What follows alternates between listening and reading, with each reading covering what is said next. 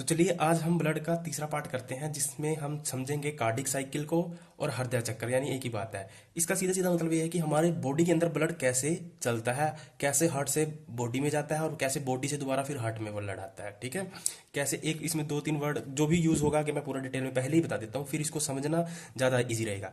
और जब तक पहले आप हार्ट के स्ट्रक्चर को नहीं समझोगे ना, तब तक आप कार्डिक साइकिल नहीं समझ पाओगे। तो सबसे पहले आप हार्ट के स्ट्रक्चर को समझेंगे, फिर कार्डिक साइकिल को समझेंगे। ठीक है, फिर डबल सर्कुलेशन, चलो अगली वीडियो में डबल सर्कुलेशन और वो उसके जितने भी विकार हैं, डिसऑर्डर्स हैं, वो बता दूंगा। ठीक है, तो लास्ट क्लास में हमने देखा था कि हमारे जो शरीर में जो ब्लड चलता है, या कहीं हम ब्लड का सर्कुलेशन दो टाइप से होता है, एक होता है ओपन और एक होता है क्लोज।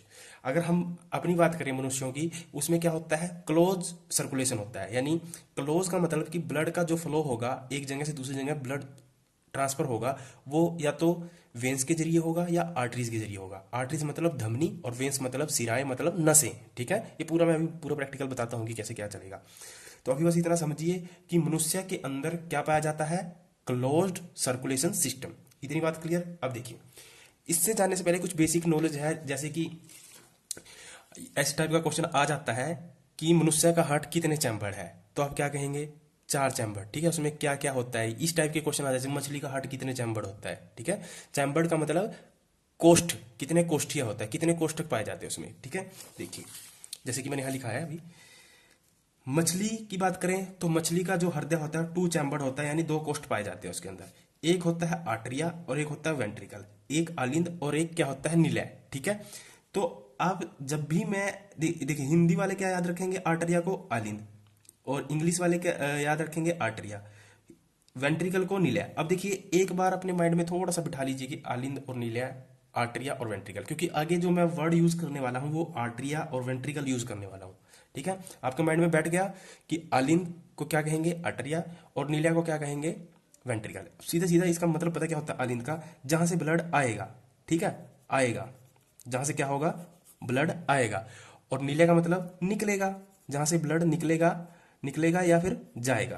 क्लियर हुआ। ठीक है, ये इसका सीधा सीधा मतलब है। बाकी मैं इसको कितना ही डिफाइन करता रहूं वो अलग बात है, टाइम वेस्टिंग। जो मुद्दे की बात यह है कि आलिंद का मतलब होता है कि ब्लड आएगा और नीले का मतलब जाएगा। तो अब मैं आलिंद और नीला तो यूज नहीं करूंगा, मैं क्या यूज करूंगा, आर्टरिया और वेंट्रिकल। आपके माइंड में बिल्कुल एकदम स्पष्ट हो जानी चाहिए बात है। ठीक है, उसके बाद मछली का पूछेगा तो बता देना, 2 कोष्ठिया, एक आर्टरिया उसमें, एक वेंट्रिकल।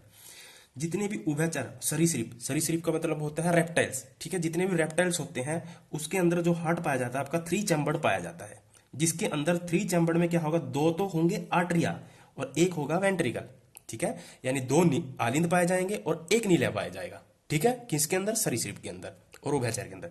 सरीसृप यानी रेप्टाइल का ही एक पार्ट आता है मगरमच्छ, मगरमच्छ को रेप्टाइल में ही काउंट किया जाता है, पर ये इसका अपवाद है, ये सबसे इंपॉर्टेंट पार्ट है अपवाद, क्योंकि अपवादों से क्वेश्चन बनता है। आपसे पूछ लेगा कि अपवाद यानी मगरमच्छ में कितने चैम्बर हार्ट पाया जाता है।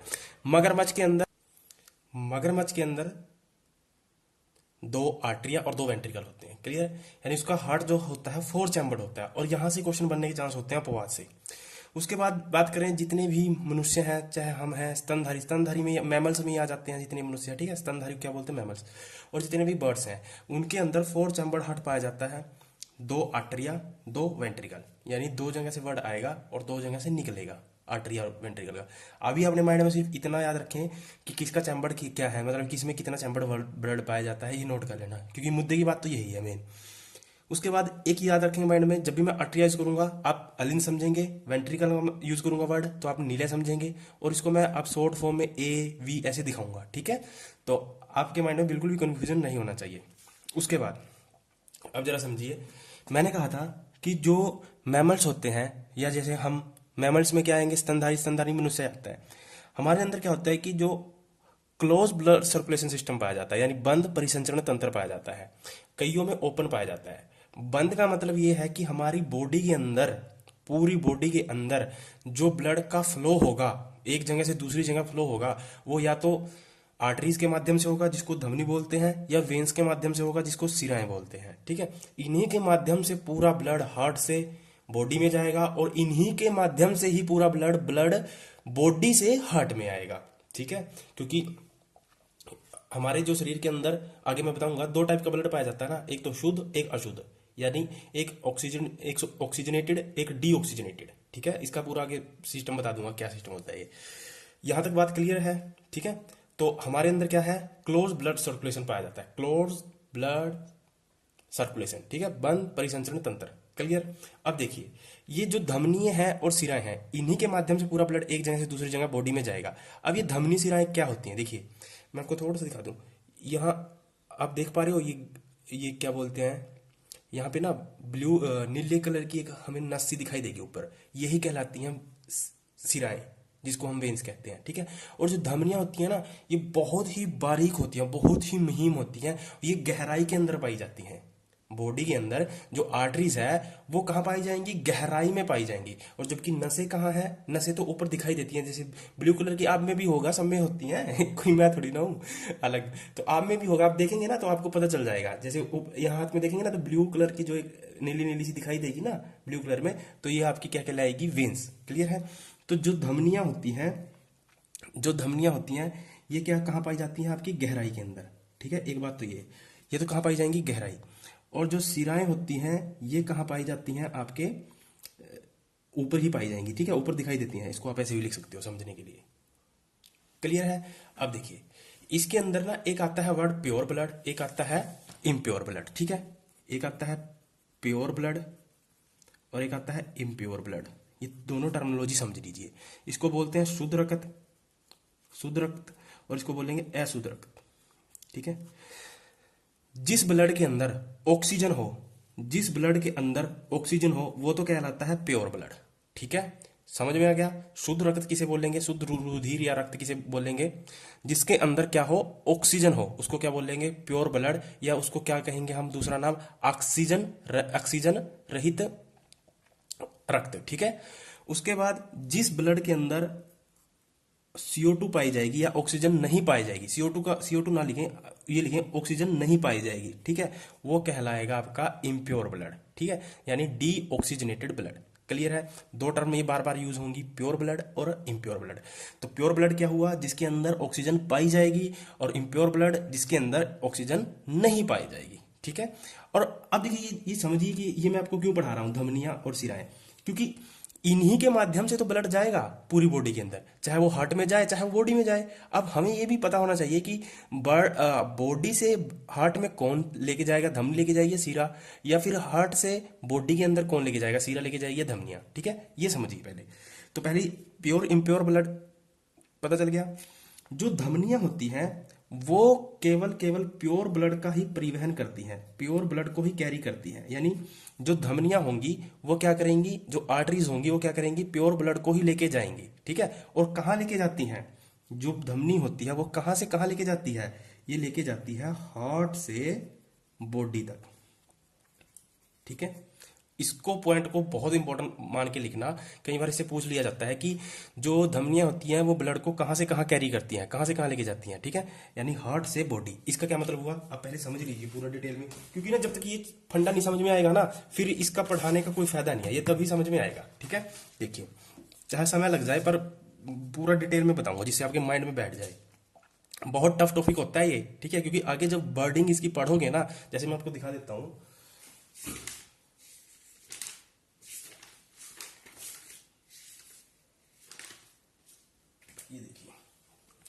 ये देखिए यार, ये जो कार्डिक साइकिल है ना, इसको पढ़ोगे ना, ये बिल्कुल भी आपको हिंदी में समझ में नहीं आने वाला है। ठीक है, इतनी टफ लैंग्वेज है ना इसकी, आप इसको समझ ही नहीं पाओगे। क्योंकि और इसको मैं इतना जनरल लैंग्वेज में आपको बताना चाहता हूँ ना, जिससे ये तो एक कंपटीशन के साथ साथ जनरल नॉलेज का भी टॉपिक होता है। ये सबको पता होना चाहिए कि हमारे शरीर के अंदर ब्लड कैसे काम करता है। ठीक है, तो हार्ट से बॉडी के अंदर ब्लड कौन लेके जाएगा, धमनी, धमनी मतलब आर्टरीज। ठीक है, और यहाँ आपको ये भी पता है कि धमनियां कौन सा ब्लड कैरी करती है, प्योर ब्लड। ठीक है, प्योर ब्लड का मतलब समझ में आ गया, जिसमें ऑक्सीजन होगी। क्लियर? तो अब यहां देखिए, हार्ट से बॉडी तक कौन लेके जाएगा, हार्ट से बॉडी का मतलब क्या हुआ कि इस हार्ट के अंदर जितना भी ब्लड होगा, चाहे वो प्योर जो प्योर ब्लड होगा, सॉरी, इस हार्ट के अंदर जो भी प्योर ब्लड होगा ना, शुद्ध रक्त होगा, उसको इस हार्ट से पूरी बॉडी के अंदर, पूरे शरीर के दूसरे भागों में कौन पहुंचाएगा, तो आप कहेंगे सर धमनियां। क्लियर?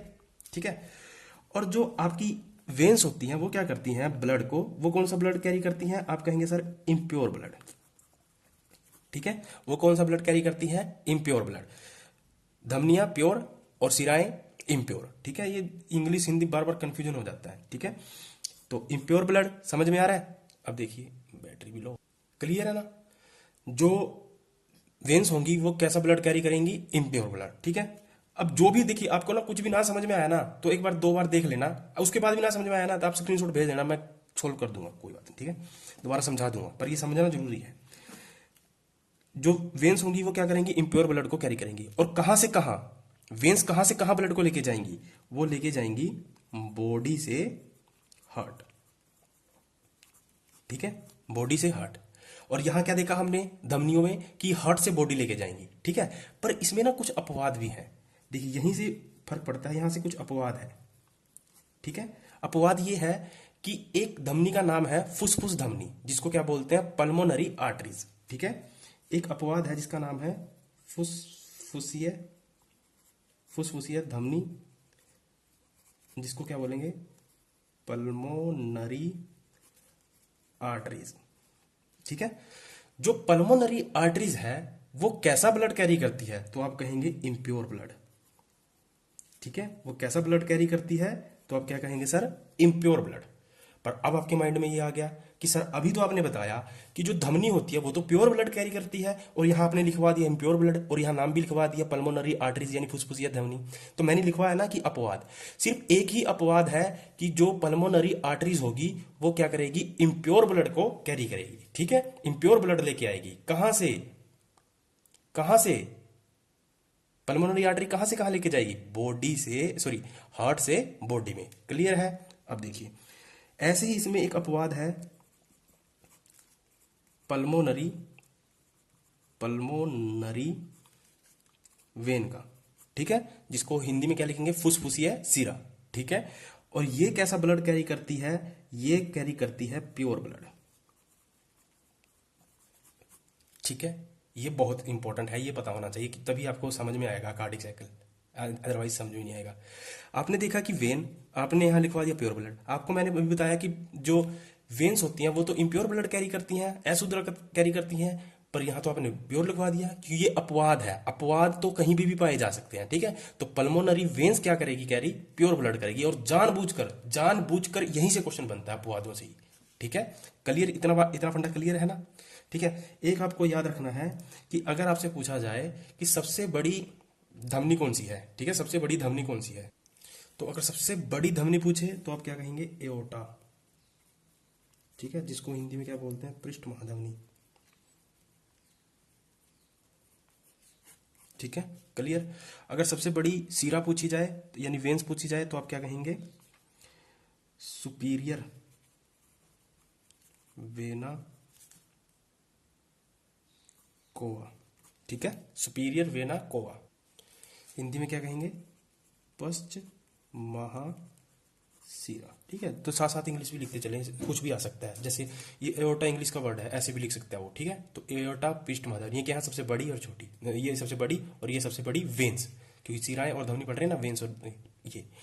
यहां तक क्लियर होना चाहिए फंडा। सबसे इंपॉर्टेंट है कि जो धमनियां हैं, जो आर्टरीज हैं, वो कैसा ब्लड प्योर कैरी करती हैं, प्योर ब्लड। और कहां से कहां, हार्ट से बॉडी तक, यानी हार्ट से बॉडी तक ब्लड को कौन लेके जाएगा, आर्टरीज। ठीक है, पर इसमें अपवाद पा गया। अपवाद क्या आ गया कि जो पल्मोनरी आर्टरीज है वो इम्प्योर ब्लड कैरी करती है। ठीक है, सबसे पहले आपके माइंड में एक बात बैठनी चाहिए कि जो आर्टरीज है ना वो ब्लड को हार्ट से बॉडी तक लेके जाएगी। ठीक है, आप देखेंगे आगे पूरा सर्कल में, इसमें पूरा देखेंगे, ये हार्ट है ना, जब भी यहां से ब्लड बाहर निकलेगा, जब भी इस हार्ट से बाहर निकलेगा तो वो उसको आर्टरीज ही लेके जाएगी। ठीक है, धमनी ही लेके जाएगी। और जैसे ही बॉडी से ब्लड इस हार्ट के अंदर आएगा, बॉडी से ब्लड इस हार्ट के अंदर आएगा, उसको कौन लेके आएगी, वेन्स यानी सीरा। ठीक है, बट इसमें भी अपवाद था, पल्मोनरी वेन्स। वो कैसा ब्लड, बस अपवाद किस में आ गया, अपवाद प्योर और इम्प्योर की वजह से आ गया। ठीक है, अगर आपसे पूछेगा कि जो पल्मोनरी आर्टरीज है वो कैसा ब्लड कैरी करती है, तो आप कहेंगे, जैसे आर्टरीज सुना तो आर्टरीज तो आपने पढ़ा कि तो प्योर लेके जाती है, पर नहीं, पल्मोनरी अपवाद है ना, तो वो कैसा ब्लड लेके जाएगी, इम्प्योर। ठीक है, क्लियर हो रहा है। और उसके बाद अगर आपसे पूछे कि सिराएं कैसा ब्लड लेके कैरी करती हैं, तो आप कहेंगे सर इम्प्योर, अशुद्ध। पर अपवाद क्या है, पल्मोनरी वेन्स, वो कैसा ब्लड कैरी करती हैं, प्योर ब्लड। ठीक है, इसी पे पूरा फंडा टिका हुआ है, तभी समझ में आएगा। यहां तक बात क्लियर है। ठीक है, अब देखिए, अब हम पहले हार्ट का पूरा पढ़ लेते हैं कि इसकी उत्पत्ति कैसे हुई, कैसे नहीं, क्या क्या हुआ। ठीक है, देखिए सबसे पहले अगर हम इसकी उत्पत्ति के बारे में बात करें तो जो इसकी उत्पत्ति होती है वो भ्रूणीय अवस्था में, मतलब एम्ब्रियो स्टेज में, किससे होती है? मीजोडर्म से। ठीक है, मीजोडर्म अब आप समझ गए होंगे कौन सी परत की बात कर रहा हूँ। एक्टोडर्म, एंडोडर्म, 3 परतें थी भ्रूणीय अवस्था की। ठीक है, तो जो बीच की परत है मीजोडर्म, वहां से इसकी क्या होती है? उत्पत्ति होती है। किसकी? हार्ट की। क्लियर है? अगर देखी जाए इसकी स्थिति, यानी इसकी जो, मतलब इसका स्थान, हमारी बॉडी में इसका स्थान कहाँ पाया जाता है? देखिए, एक तो ना अपने माइंड से बिल्कुल ये बात निकाल दीजिए कि जो हार्ट होता है ये ऐसा होता है। ठीक है, ये तो ये तो काल्पनिक बातें हैं। ठीक है, हार्ट का स्ट्रक्चर ऐसा नहीं होता। हार्ट का स्ट्रक्चर होता है बंद मुट्ठी के आकार का, जैसा मैंने ये बनाया है ना, ये इस टाइप का होता है, बंद मुट्ठी। और भी इसमें मैंने गड़बड़ी कर दी, पर इसको समझाने के लिए ऐसा कर दिया। पर हार्ट का जो स्ट्रक्चर होता है बंद मुट्ठी के आकार का होता है, इस टाइप का नहीं होता। ठीक है, ये तो वैसे ही काल्पनिक बातें हैं। ठीक है, तो अब देखिए इसका जो हम स्थान देखेंगे सबसे पहले कहाँ है। देखिए, ये हमारी सवसनिका। ठीक है, और ये हमारे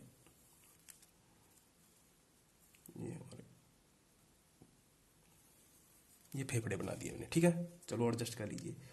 और ये है हमारा सबसे इंपॉर्टेंट स्ट्रक्चर, डायाफ्राम।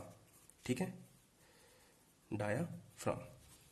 ठीक है, तो जो हार्ट होता है, सबसे पहले तो आपको पता होना चाहिए कि वो कहाँ होता है? वक्षीय गुहा में। ठीक है, वो कहाँ पाया जाता है? वक्षीय गुहा। वक्षीय गुहा को क्या बोलेंगे? Thoracic cavity. ठीक है, थोरोसिक कैविटी में। अब पहले आपको बताना चाहिए कि वक्षीय गुहा का मतलब क्या हुआ। ठीक है, देखिए जो ये डायफ्राम है ना, डायफ्राम का जो ऊपर का भाग है, जितना भी हमारी बॉडी में जहां भी डायफ्राम होगा, डायफ्राम कहाँ पाया जाता है? फेफड़ों के नीचे ही पाया जाता है, क्योंकि श्वसन तंत्र के अंदर, जो रेस्पिरेटरी सिस्टम के अंदर, श्वसन तंत्र के अंदर यही सबसे महत्वपूर्ण भूमिका निभाता है कि कैसे हम सांस लेते हैं, कैसे अंदर जाता है। ठीक है, पूरा श्वसन तंत्र में बता दूंगा। तो जो डायफ्राम का जो ऊपर का भाग है, डायफ्राम का जो ऊपर का भाग है, वो पूरा भाग कहलाता है वक्षीय गुहा, जिसको थोरेसिक कैविटी बोलते हैं। ठीक है, और हमारा जो हार्ट पाया जाता है वो पाया जाता है आपका वक्षीय गुहा के अंदर, थोरेसिक कैविटी के अंदर। ठीक है, थोरेसिक कैविटी के अंदर। ठीक है, तो जो हार्ट है ना, जो हार्ट है, हमारे 2 फेफड़े हैं ये। ठीक है, तो जो हमारा लेफ्ट फेफड़ा है, लेफ्ट फेफड़ा ना, आप देखेंगे यहाँ पे ना एक थोड़ा सा अंदर की तरफ एक धसा होता है, थोड़ा सा अंदर की तरफ एक धसा होता है, नोच पाई जाती है। इस नोच का नाम है कार्डिक नोच। ठीक है, कार्डिक नोच। ठीक है, इस कार्डिक नोच के अंदर ही, यहीं पर हमारा क्या होता है? हार्ट सुरक्षित होता है, यहीं पे हमारा हार्ट पाया जाता है, लेफ्ट साइड। ठीक है, तो वक्षीय गुहा में, कहां पर? कार्डिक नोच में। ठीक है, तो कार्डिक नोच कहाँ है? पता चल गया। जो हमारा लेफ्ट फेफड़ा है, लेफ्ट फेफड़ा अंदर की ओर थोड़ा सा धसा हुआ है, जिसको हम क्या बोलते हैं? कार्डिक नोच। अब इसका स्थान पता चल गया हमारा कहाँ है। ठीक है, अब इसी हार्ट को मैंने यहां से उठाया। ठीक है, इसी हार्ट को मैंने यहां से उठाया और इसको बड़ा करके दिखा दिया। समझ में आ गया? अब माइंड में बैठ गया कि कहाँ हार्ट है, कहाँ क्या है। ठीक है, बस इसको मैंने क्या कर दिया? जूम कर दिया। अब माइंड में बैठ जाना चाहिए आपके। ठीक है, तो स्थान पता चल गया, उत्पत्ति पता चल गई। ठीक है, और थोड़े से बेसिक फैक्ट लिख लीजिए, जैसे कि अगर हम बात करें कि वेट का। ठीक है, यानी वेट, तो इसका वेट मैन में अलग पाया जाएगा, पुरुषों में अलग पाया जाएगा, महिलाओं में अलग पाया जाएगा। अगर मैन की बात करें तो उसमें पाया जाता है 280 से 340 ग्राम के आसपास। ठीक है, 280 से 340 ग्राम के आसपास, इसी बीच में पाएगा। और फीमेल में जो आपका हार्ट पाया जाता है वो पाया जाता है 230 से लेकर 280 ग्राम के बीच में। ठीक है, ये इतना इंपॉर्टेंट फैक्ट नहीं है, एनसीईआरटी में तो नहीं है, पर फिर भी चलो लिख लीजिए जानकारी के लिए। ठीक है, अब देखिए एक सबसे इंपॉर्टेंट बात है कि जो हमारा हार्ट होता है ना, जो हमारा हार्ट है वो, हमारा हार्ट मायोजेनिक होता है। यानी मायोजेनिक का मतलब पेशिया जनित। इस वर्ड इस पॉइंट को अच्छे से समझना। ठीक है, एक्चुअली ना हार्ट 2 टाइप के पाए जाते हैं। ठीक है, कितने टाइप के पाए जाते हैं हार्ट? 2 टाइप के। एक तो पाया जाता है मायोजेनिक, एक पाया जाता है न्यूरोजेनिक। न्यूरोजेनिक। ठीक है, इसको क्या बोलेंगे? पेशिया जनित, इसको क्या बोलेंगे? तंत्रिका जनित। क्लियर है फंडा? ठीक है, तो हार्ट कितने टाइप के पाए जाते हैं? सामान्यतः 2 टाइप के। ठीक है, मायोजेनिक और न्यूरोजेनिक। न्यूरोजेनिक का मतलब ये होता है कि अगर किसी जीव का हार्ट, यदि किसी जीव का हार्ट उसके माइंड से कंट्रोल हो, उसके तंत्रिका तंत्र से कंट्रोल हो, ठीक है, वो पाए, उसको कहेंगे हम न्यूरोजेनिक हार्ट। यानी उस कहेंगे कि उस जीव के अंदर न्यूरोजेनिक हार्ट पाया जाता है। अब जरा देखिए, हमारे शरीर के अंदर मनुष्य में तो न्यूरोजेनिक पाया नहीं जाता, ठीक है, हमारे मनुष्यों में तो न्यूरोजेनिक पाया नहीं जाता, हमारे यहाँ क्या पाया जाता है, मायोजेनिक, ठीक है। यानी कहने का मतलब यह है कि जिसको धड़कने के लिए तंत्रिका तंत्र की परमिशन नहीं चाहिए होती है। आप जरा अपने माइंड से सोचिए, ठीक है, आपका जो माइंड है, ठीक है, उससे सोचिए कि आपने माइंड को कहा, आपके माइंड ने परमिशन दी कि हार्ट को भाई धड़कना बंद कर दे। आप जितनी मर्जी परमिशन दे लीजिए, हार्ट धड़कना बंद नहीं करेगा, वो धड़कता रहेगा, ठीक है।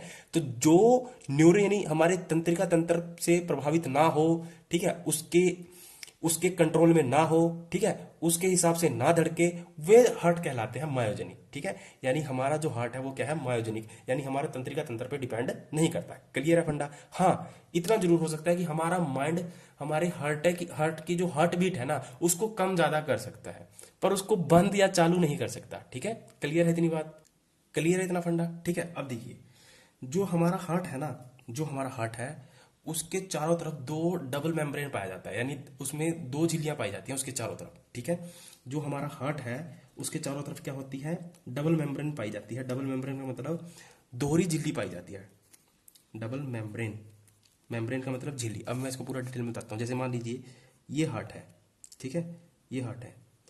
पहले तो हार्ट के चारों ओर तीन झिल्लियां पाई जाएंगी खुद हार्ट के, ठीक है। ये तो हार्ट की मतलब जो हमारा हृदय है ना उसकी चारों ओर तीन झिल्लियां पाई जाएंगी, ठीक है। यानी तीन झिल्लियां कहें या पर लेयर्स कहें, लेयर्स ज्यादा अच्छा रहेगा। हार्ट के चारों ओर तीन परतें पाई जाती हैं, तीन लेयर पाई जाती हैं, ठीक है। उसके अलावा भी हार्ट के बाहर दो परतें और पाई जाती हैं, ठीक है। तो दो परतें हम और बना देते हैं। हार्ट बहुत सिक्योर्ड होता है, ठीक है। अगर ऐसा हो, अगर इतना ही सिक्योर ना होता तो फिर तो कुछ भी हो सकता था, ठीक है। तो सब पहली बात समझिए कि जो हार्ट है, जैसे मान लीजिए हार्ट है, हार्ट है जो हमारा हृदय, इसके खुद चारों ओर कितनी झिल्लियां पाई जाएंगी, कितनी लेयर्स पाई जाएंगी, तीन। और उसके बाहर भी कितनी लेयर्स पाई जाती हैं, दो, ठीक है। पहले तो हम इस डबल मेम्ब्रेन की बात कर लेते हैं। इसको बोलेंगे हम आउटर मेम्ब्रेन, ठीक है, और इसको क्या बोलेंगे हम, इनर मेम्ब्रेन, ठीक है। एक को बोलेंगे आउटर मेम्ब्रेन और एक को बोलेंगे इनर मेम्ब्रेन, ठीक है। और यहां पे जो ये स्पेस दिखाई दे रहा है, यहां पे ये खाली स्पेस दिखाई दे रहा है, यहां पे खाली स्पेस दिखाई दे रहा है, इसको बोलते हैं पेरिकार्डियल स्पेस, ठीक है, पेरिकार्डियल स्पेस, ठीक है। अगर आपसे पूछा जाए कि जो हार्ट होता है उसमें डबल मेम्ब्रेन पाई जाती है, ठीक है, उन दोनों मेम्ब्रेन के बीच के प्लेस को क्या कहते हैं, तो आप क्या कहेंगे, पेरिकार्डियल स्पेस। इसी पेरिकार्डियल, देखिए कार्डियल का मतलब क्या, कार्डिक का मतलब क्या होता है, हृदय। तो इसमें बार बार कार्डियल वर्ड यूज होगा, तो कार्डियल वर्ड हृदय के लिए यूज होता है, ठीक है। ये जो पेरिकार्डियल स्पेस है ना, इसके अंदर एक आपका फ्लूइड पाया जाता है, एक द्रव पाया जाता है जिसका नाम है पेरिकार्डियल द्रव। सीधी सी बात है, ठीक है, पेरिकार्डियल फ्लूइड, ठीक है। इसको हिंदी में क्या बोलेंगे, फुसफुसिया द्रव, ठीक है। आप पेरिकार्डियल याद रखें, फुसफुसिया भी लिख लीजिए साथ में, फुसफुसिया द्रव। तो अगर आपसे पूछा जाए कि पेरिकार्डियल स्पेस में कौन सा द्रव पाया जाता है, तो आप क्या कहेंगे, पेरिकार्डियल फ्लूइड, फुसफुसिया द्रव, ठीक है। और इसका काम क्या है, ये जो यहाँ लिक्विड पाया जाता है ये क्या करता है, इसको फ्रिक्शन प्रदान करता है। जो यांत्रिक आघातों यानी जो मैकेनिकल चोटों से इसको क्या करता है, फ्रिक्शन प्रदान करता है, ठीक है। यानी फ्रिक्शन, मुख्य काम क्या है इसका, इस ब्लड का फ्रिक्शन प्रदान करना, यानी घर्षण प्रदान करना, ठीक है। यहाँ पे क्या करता है, घर्षण प्रदान करता है। क्लियर? ये तो था कि जो इसके बाहर चारों ओर डबल मेम्ब्रेन पाई जाती है, ठीक है। अब खुद हार्ट भी तीन झिल्लियों से घिरा होता है, खुद हार्ट भी तीन झिल्लियों से क्या होता है, घिरा होता है। कौन कौन सी है वो तीन झिल्लियां, देखिए। जो सबसे पहली है वो है एपिकार्डियम, एपिकार्डियम। दूसरी है आपकी मायोकार्डियम,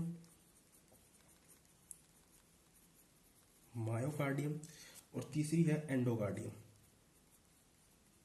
एंडोकार्डियम, ठीक है। इसको आप ना भ्रूणीयावस्था से कंपेयर मत कर देना, ठीक है। तो जो जो मैंने ये बताया ना, ये वाली पार्ट, ये सबसे बाहरी जो लेयर्स है हार्ट के, खुद हार्ट के, जबकि हार्ट के बाहर और चारों तरफ डबल मेम्ब्रेन पाई जाती है, फिर खुद हार्ट के चारों ओर तीन में परतें पाई जाती है, तीन लेयर्स पाई जाती हैं। ध्यान से समझते रहिए, ठीक है। जो सबसे बाहरी वाली है इसको बोलेंगे एपिकार्डियम, ठीक है। और जो इसकी बीच वाली है, ये वाली बीच वाली को बोलेंगे मायोकार्डियम, ठीक है। और जब से इंटरनल है, जो सबसे अंदरी है, उसको क्या बोलेंगे, एंडोकार्डियम, ठीक है। तो आपसे यहां से भी क्वेश्चन बन सकता है कि हार्ट के चारों ओर कौन सी परत नहीं पाई जाती, ठीक है। तो खुद हार्ट के चारों ओर 3 परतें पाई जाती हैं, और हार्ट के चारों ओर 3 परतों के अलावा 2 डबल मेम्ब्रेन और पाई जाती है, जिसका मैंने आपको पूरा बता दिया अभी, ठीक है। तो ये तीनों परतें हैं, तीनों परतों के आपको नाम पता होना चाहिए। आपसे पूछ सकता है कि इनमें से कौन सी परत हार्ट की परत नहीं है, या हार्ट के चारों ओर परत नहीं पाई जाती, ठीक है। तो अब जरा इमेजिन करिए, हार्ट कहाँ पर है, आप कहेंगे सर वक्सीय गुहा में कार्डिक नोच के पास, ठीक है। यहाँ पे हार्ट है। अब इस हार्ट के चारों ओर पहले 2 झिल्लियां पाई गई, ठीक है। फिर खुद हार्ट के चारों ओर 3 लेयर्स और पाई गई हैं, ठीक है। 3 लेयर्स क्या पाई गई हैं, और पाई गई हैं, ठीक है। अब ये जो नीचे अंदर जो एच दिखाया ना मैंने, इसका मतलब है हार्ट, ठीक है। इस हार्ट को फिर मैंने यहां जूम कर दिया। अब इसके बारे में हमें पढ़ना है। क्लियर है? यहां तक कोई दिक्कत नहीं होनी चाहिए, ठीक है भाई। अब देखिए आगे हमें ना बहुत लंबा पढ़ना है इसके अंदर, क्योंकि तभी समझ में आएगी कार्डिक साइकिल। जब तक अंदर नहीं सिस्टम समझ में आएगा ना, देखिए मैंने यहाँ नोट कर रखा है, मैं दिखा देता हूँ, कभी आप बोर ना हो जाओ। देखिए आपको समझ में आना चाहिए, सबसे बड़ी बात, ठीक है। अगर नहीं समझ में आया ना, कोई बात नहीं, दोबारा बताना। मैं फिर आपने डाउट भेजना मेरे को व्हाट्सएप पे लिख के कि मुझे हार्ट में ये नहीं समझ में आया, तो मैं आपको पूरा देसी भाषा में समझा दूंगा डाउट। देखिए इतनी चीजें पढ़नी है अभी, ठीक है। इसलिए मैंने सारा कुछ अभी नहीं बनाया, एक एक को बनाता चलूंगा, क्योंकि अगर स्ट्रक्चर समझ में आ जाएगा ना, तब आपको पूरा समझ में आ जाएगा हार्ट स्ट्रक्चर, ठीक है। तो अपने माइंड में सबसे पहले तो बिठा लीजिए धमनियों और आर्टरीज का खेल, ठीक है। और सबसे जरूरी है वो धमनी और आर्टरीज का खेल, सबसे जरूरी है, ठीक है। कौन कहाँ लेके जाएगा, pulmonary arteries, veins, pure blood, impure blood, आपके माइंड में बैठ गया, एक बार उनको देख लीजिए। उसको पहले रुक जाइए, वीडियो को रोकिए, एक बार जो मैंने अभी धमनियां और सिराएं वाला खेल समझाया था ना, उसको एक बार देख लीजिए। देख लिया? अब चलिए, ठीक है। अब देखिए एक एक पॉइंट को साथ साथ आराम से लेके चलना है, क्योंकि पूरा भर जाएगा। देखिए मैंने आपको क्या कहा था कि जो ह्यूमन हार्ट होता है वो कितने चैम्बर्ड होता है, 4 चैम्बर्ड, ठीक है। 4 चैम्बर्ड का मतलब उसमें 2 आर्टरिया होंगे और 2 वेंट्रिकल होंगे। अब मैं आर्टरिया वेंट्रिकल ऐसे लिखूंगा, आर्टरिया मतलब आलिंद, 2 आलिंद होंगे और 2 नीले होंगे, वेंट्रिकल यानी नीले, ठीक है। अब जरा समझना इस बात को, ठीक है। इस हार्ट को आपको कैसे पढ़ना है, ह्यूमन हार्ट में कितने चैम्बर होते हैं, 4 चैम्बर, ठीक है। 2 आर्टरिया, 2 वेंट्रिकल। अब मैं सबसे पहले आपको मैंने कहा कि हार्ट में 4 चैम्बर है, पहले तो मैं आपको 4 चैम्बर दिखा देता हूं कौन कौन से हैं, ठीक है। देखिए एक 2 3 4, 4 चैम्बर पता चल गए। क्लियर बात कि हार्ट में 4 चैम्बर, आपने कहा था कि सर हार्ट में 4 चैम्बर है तो दिखाइए, तो दिखा दिया, 1 2 3 4। क्लियर बात, माइंड में बैठ गया। अब मैंने कहा कि 4 चैम्बर में 2 तो क्या है, आर्टरिया, और 2 क्या है, वेंट्रिकल। अब मैं अलिंद और नीला वर्ड यूज नहीं करूंगा, आर्टरिया और वेंट्रिकल यूज करूंगा, ठीक है। तो 2 क्या है, आर्टरिया, और 2 क्या है, वेंट्रिकल। अब हमें 2 आर्टरिया दिखाइए, तो जो ये है ना, ये है आर्टरिया, ये है आर्टरिया, एक आर्टरिया ये, एक आर्टरिया ये। अब इसको क्या नाम देंगे हम, देखिए ये है लेफ्ट आर्टरिया, LA, इसको मैंने LA नाम दे दिया। मतलब क्या है, 2 तो क्या है, ये क्या है आपका लेफ्ट आर्टरिया, लेफ्ट आर्टरिया। लेफ्ट को क्या बोलेंगे, बाया अलिंद, ठीक है, बाया अलिंद। और ये कट गया उधर से, देखिए अब दिखाई दे रहा है, बाया अलिंद। एक मिनट में इसको सेट कर लेता हूं। क्लियर? तो अब मैं आपको दिखाऊंगा कि 2 आर्टरिया कौन कौन से है। एक तो है लेफ्ट, इधर वाले को हम क्या कहेंगे, लेफ्ट, अपना मान के चलना है। जैसे आप इस हार्ट को ना अपने यहां चिपका लीजिए, तो आपका जो ये हिस्सा अब आएगा, ये कहाँ आएगा, लेफ्ट ही साइड आएगा ना। तो ये क्या है, लेफ्ट आर्टरिया, ये क्या है, लेफ्ट आर्टरिया। तो राइट आर्टरिया कौन सा हुआ, तो आप कहेंगे सर ये वाला, ये क्या हो गया आपका राइट आर्टरिया। क्लियर है? ये क्या हो गया, राइट आर्टरिया। यहां तक कंपेयर करते चले जाना, ठीक है। अब जरा देखिए, आपको स्ट्रक्चर देखने से पता चल रहा है कि अगर मैं कहूं राइट आर्टरिया और लेफ्ट आर्टरिया में बड़ा कौन सा है, ठीक है। तो आप जरा देखेंगे कि जो ये वाला स्ट्रक्चर है ना, अंदर की ओर ऐसे धसा हुआ है, ये देखिए ये अंदर की ओर ऐसे धसा हुआ है। अब ये इसको भूल जाइए क्या है, क्योंकि ये वॉल है ना, वॉल, जैसे आपको पता है ना कि आपने सुना होगा जनरल लैंग्वेज में कि इसके तो वॉल पड़े हैं, तो वो भी पूरा डिटेल में कवर करेंगे, क्योंकि यही तो पूरा स्ट्रक्चर बनाएंगे। अब बहुत इंटरेस्टिंग चैप्टर होगा ये, ठीक है। एग्जाम में भले आए ना आए, पर एक बात है कि इसको पढ़ के आपकी नॉलेज बहुत बढ़िया हो जाएगी। देखिए ये है लेफ्ट आर्टरिया, ये है राइट आर्टरिया, क्लियर। अगर मैं स्ट्रक्चर को देखने से ही पता चल रहा है कि मेरे को जो राइट एट्रिया है ना, ये क्या है, बड़ा दिखाई दे रहा है। बड़ा दिखाई देने का कारण ये है कि जो ये वाला स्ट्रक्चर है ना, ये वाला, ये ऐसे दिखाई दे रहा है, ये अंदर की ओर ऐसे धसा हुआ है, इधर की लेफ्ट एट्रिया की ओर धसा हुआ है, ठीक है। तो अगर मैं कह सकूं, अगर पूछा जाए किसी कथन में तो कंपैरिजन करके, तो आप कह सकते हो कि जो राइट एट्रिया होता है वो क्या होता है, बड़ा होता है लेफ्ट एट्रिया से, ठीक है। ये निशान किसको दिखा दिया मैंने, बड़ा। यहां लिखा नहीं तो आप लिख लेना, ठीक है। उसके बाद दो वेंट्रिकल होते हैं, ठीक है, दो नीले होते हैं। तो एक तो ये है लेफ्ट वेंट्रिकल, लेफ्ट वेंट्रिकल, और ये हो गया आपका राइट वेंट्रिकल। क्लियर। ये तो हो गया लेफ्ट वेंट्रिकल और ये हो गया राइट वेंट्रिकल, सॉरी ये राइट वेंट्रिकल और ये लेफ्ट वेंट्रिकल। क्लियर। तो क्लियर कट दिखाई दे रहा है। अब जरा देखिए, अगर मैं आपको कहूं कि इसमें से आपको कौन सा बड़ा दिखाई दे रहा है, राइट वेंट्रिकल और लेफ्ट वेंट्रिकल में आपको कौन सा बड़ा दिखाई दे रहा है, ठीक है। तो आपको क्लियर कट स्ट्रक्चर में दिखाई देना चाहिए कि ये जो चीज है ना, ये अंदर की तरफ झुकी हुई, अंदर की तरफ धसी हुई है, ये वाली लाइन, ये अंदर की इस साइड धसी हुई है। तो स्वाभाविक सी बात है, इस साइड धसी हुई है तो इस स्पेस को क्या कर लेगी, घेर लेगी, इधर चौड़ा कर देगी, ठीक है। तो अगर बात की जाए कि लेफ्ट वेंट्रिकल बड़ा है किसके कंपैरिजन में, राइट वेंट्रिकल के, ठीक है। तो अभी तक आपने क्या समझा कि जो हार्ट है फोर चैम्बर्ड है, जिसमें दो आर्टरियां हैं, दो वेंट्रिकल है, ये उनका प्लेस है। ये पूरा क्लियर कट हो गया कि कहाँ क्या है, कौन कौन से दो आर्टरियां हैं, कौन से वेंट्रिकल है, ठीक है। फिर देखा कि अगर हम राइट एट्रिया की लेफ्ट एट्रिया से कंपैरिजन करें तो हम पाते हैं कि राइट एट्रिया क्या है, बड़ा है। अगर हम लेफ्ट वेंट्रिकल की राइट वेंट्रिकल से कंपैरिजन करें तो हम पाते हैं कि लेफ्ट वेंट्रिकल हमें बड़ा दिखाई देता है, राइट वेंट्रिकल छोटा दिखाई देता है। अभी जो हमने कंपैरिजन किया वो कैसे किया, वेंट्रिकल का वेंट्रिकल के साथ, आर्टरिया का आर्टरिया के साथ, बस लेफ्ट राइट लगा दिया। क्लियर।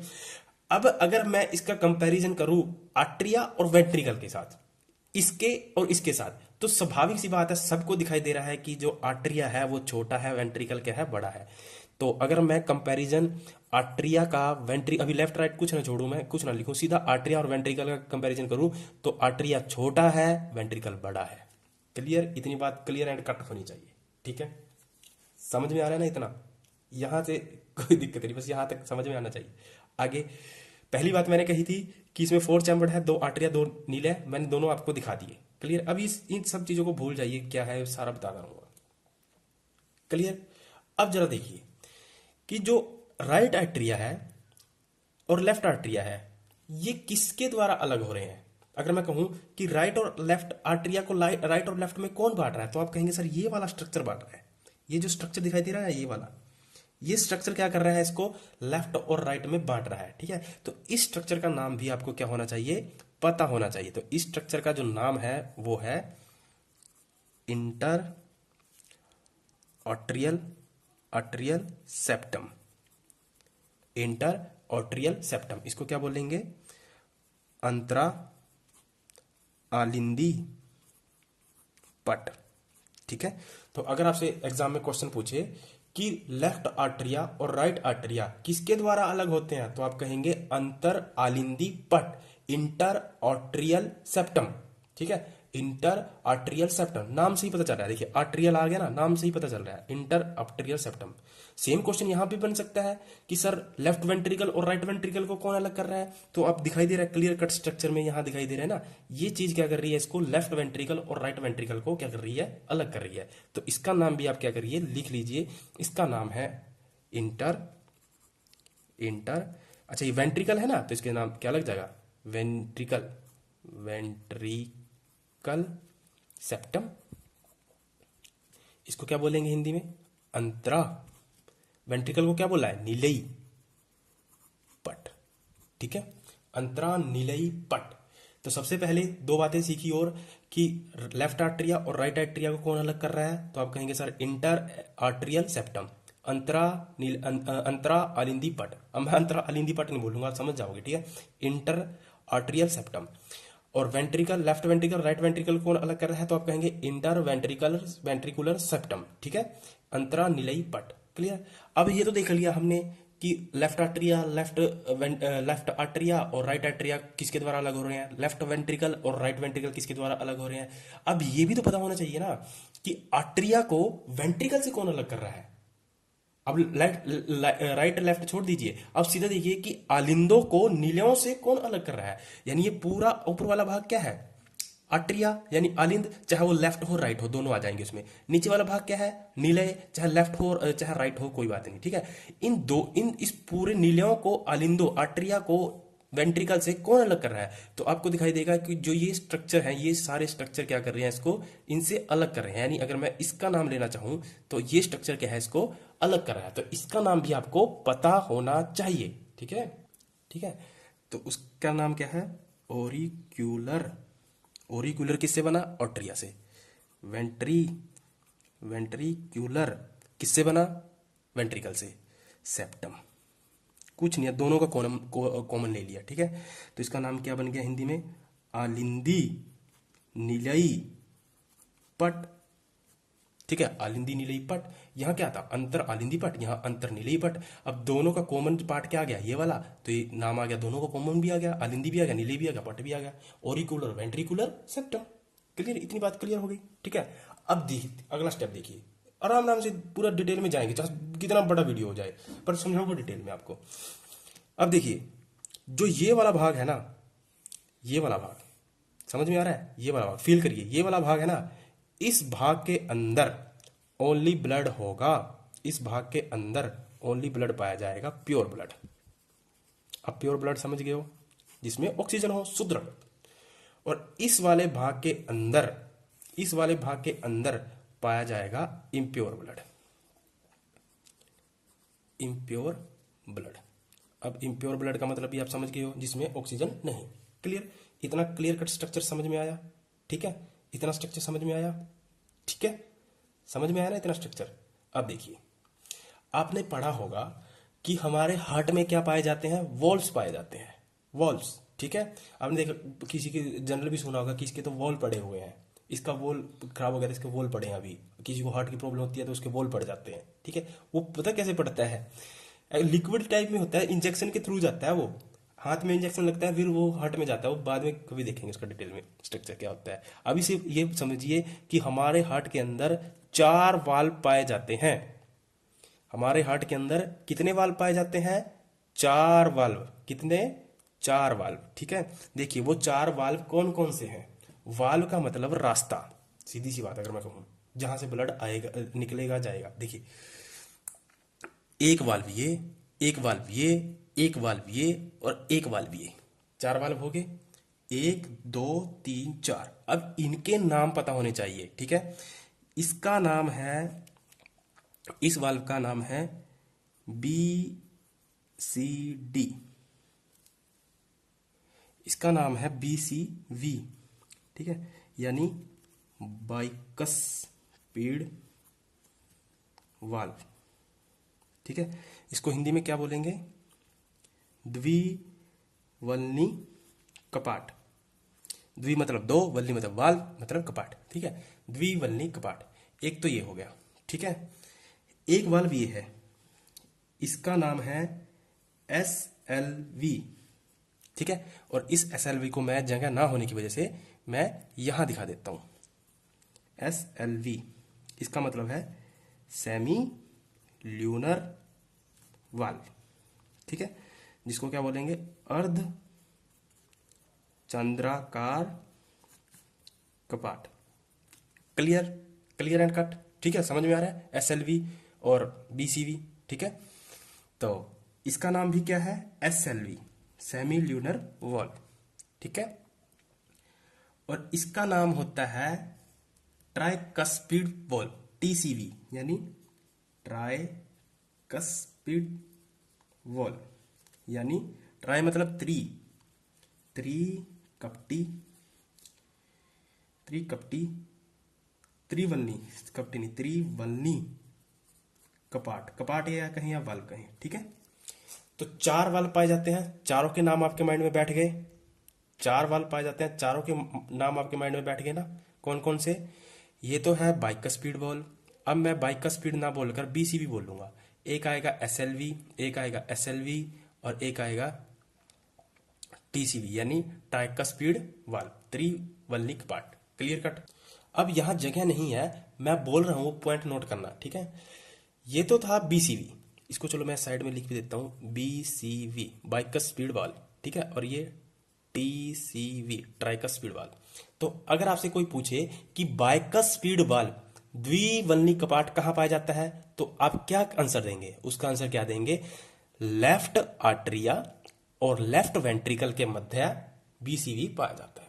आपसे क्वेश्चन उल्टा भी करके पूछ सकता है कि लेफ्ट आर्टरिया और लेफ्ट वेंट्रिकल के मध्य कौन सा वाल्व पाया जाता है, तो आप क्या जवाब देंगे? कि बाइकस फीड वाल्व द्विवल्नी कपाट। क्लियर कट, ठीक है। अब देखिए यहां भी क्वेश्चन बन सकता है ऐसे ही कि त्रिवल्नी कपाट किनके मध्य पाया जाता है, तो आप कहेंगे राइट एट्रिया और right ventricle. Clear. Right atria और राइट वेंट्रिकल के बीच में एक वाल्व पाया जाता है जिसका नाम है त्रिवल्नी कपाट, ठीक है, ट्राइकस्पिड वाल्व, टीसीवी। आपसे उल्टा करके पूछ लेगा कि राइट वेंट्रिकल और राइट एट्रिया के मध्य कौन सा वाल्व पाया जाएगा, तो आप कहेंगे त्रिवल्नी कपाट। यहां तक बात आपको क्लियर कट हो जानी चाहिए, यहां तक कोई कंफ्यूजन नहीं होना चाहिए। आगे हम सारे स्ट्रक्चर को धीरे धीरे लिखते चले जाएंगे। वाल्व का पता चल गया, ठीक है। अब देखिए हमारे हार्ट में ना जो राइट आर्टरिया है, राइट आर्टरिया बोला मैंने, आपके माइंड में ही आ गया सीधा, ठीक है। राइट आर्टरिया के ऊपरली साइड एक यहां स्ट्रक्चर पाई जाती है, यहां पे ना एक स्ट्रक्चर पाया जाता है, एक पॉइंट पाया जाता है जिसको बोलते हैं हम एसए नोड। सबसे खतरनाक स्ट्रक्चर पाया जाता है हार्ट के अंदर, एसए नोड, ठीक है। तो अगर पूछा जाए आपसे कि एसए नोड कहां पाया जाता है, तो आप क्या कहेंगे? राइट आर्टरिया के अपर साइड, राइट आर्टरिया, ये राइट आर्टरिया, इसके अपर साइड क्या पाया जाता है? SA node. और ये हमारे हार्ट का क्या होता है, आपने पढ़ा होगा क्या होता है? पेसमेकर। पेसमेकर का मतलब हमारे हार्ट को जो गति जो प्रदान करता है ना, ये एसए नोड ही करता है। पूरा जब कार्डिक साइकिल पढ़ेंगे ना, तब सबका काम पता चल जाएगा कि कौन क्या काम करेगा, किसके कारण क्या गतियां होंगी, ठीक है। और आपको पता है ये ना एक्शन पोटेंशियल यानी विद्युत विभव जारी करता है, एक्शन पोटेंशियल जारी करता है। और वो एक्शन पोटेंशियल का मतलब क्या है कि एक बार यहां ना एक्शन पोटेंशियल का मतलब यानी एसए नोड का काम आप इतना समझ सकते हो कि ये ना वाइब्रेट करता है, ठीक है। यानी 1 मिनट के अंदर 72 बार वाइब्रेट करता है। वो जो आप समझते हो ना कि 72 बार दिल धड़कता है 1 मिनट में, वो यही चीज है एसए नोड, ठीक है। तो एसए नोड क्या है? पेस मेकर है। किसका? हार्ट का। ये आपसे पूछ सकता है कि पेस मेकर का संबंध किससे है, तो आप कहेंगे एसए नोड। एसए नोड नहीं होगा ऑप्शन में तो राइट एट्रिया होगा, राइट एट्रिया नहीं होगा तो हार्ट जरूर होगा ऑप्शन में, ठीक है, क्योंकि इन्हीं से संबंध है इसका एसए नोड का। क्लियर है। तो एसए नोड क्या होता है? पेस मेकर होता है। काम क्या है इसका? काम क्या है एसए नोड का? आप कहेंगे हार्ट बीट को इनिशिएट करता है, ठीक है। और इसको हिंदी में क्या बोलेंगे? एसए नोड को सीला अलिंदी पर्व, ठीक है। तो सीला अलिंदी पर्व, आप सीधा इसको एसए नोड ही याद करें। क्लियर है? क्लियर कट स्ट्रक्चर, ठीक है। अब देखिए एक नोडल टिश्यू, ये क्या होते हैं? नोडल टिश्यूज होते हैं एसए नोड वगैरह। एक नोडल टिश्यू हमारी हार्ट में और पाया जाता है, वो पाया जाता है राइट एट्रिया में ही पाया जाता है, पर वो कहां पाया जाएगा? यहां पाया जाएगा। वो कहां पाया जाएगा? यहां पर। और इसका नाम है एवी नोड्स, ठीक है। इसका भी काम पता चलेगा आगे जब पूरा स्ट्रक्चर कार्डिक साइकिल समझेंगे कि इसका क्या काम है। अभी सिर्फ आपको ये बात याद रखनी है कि एसए नोड की पोजीशन क्या है, एवी नोड की पोजीशन क्या है। एवी नोड आप देख रहे हो नीचे की तरफ पाया जा रहा है, और एसए नोड कहां पाया जा रहा है? ऊपर की तरफ। कहां पे? ओनली राइट आर्टरिया के अंदर। क्लियर कट स्ट्रक्चर, ठीक है। यहां तक कोई दिक्कत? अब देखिए यहां तक आपको समझ में आ रहा है ना? बहुत मेहनत की है इसके लिए, ठीक है। और समझ में आना भी चाहिए, अगर ना भी आएगा तो जबरदस्ती समझिए इसको कैसे भी करके। देखिए ये जो एवी नोड है ना, आगे का स्ट्रक्चर देखिए, इस एवी नोड से ना एक संरचना निकलती है ऐसे। इस एवी नोड से ना एक संरचना निकलती है इस टाइप की। इसको मैं ऐसे कर देता हूं। इसको नाम दिया जाता है एवी बंडल, ठीक है। तो एवी नोड से एक संरचना निकलती है जिसका नाम क्या है? एवी बंडल, ठीक है। तो जो ये संरचना है ना, आगे जाकर ये ऐसे डिवाइड हो जाती है, ऐसे करके। जो ये वाली है इधर डिवाइड हो जाएगी और ये वाली इधर डिवाइड हो जाएगी। क्लियर। और इसी एवी बंडल से ही ना एक ऐसे फाइबर की तरह कुछ संरचनाएं निकलती हैं। फाइबर मतलब तंतु की तरह, ठीक है। इस तरह की कुछ संरचनाएं निकलेंगी, ठीक है। सेम इधर भी कुछ इस टाइप की संरचनाएं निकलेंगी। ठीक है, इसको नाम दिया जाता है, ये जो फाइबर की तरह संरचना निकली है ना, इसको नाम दिया जाता है पुरकिंजे, पुरकिंजे फाइबर।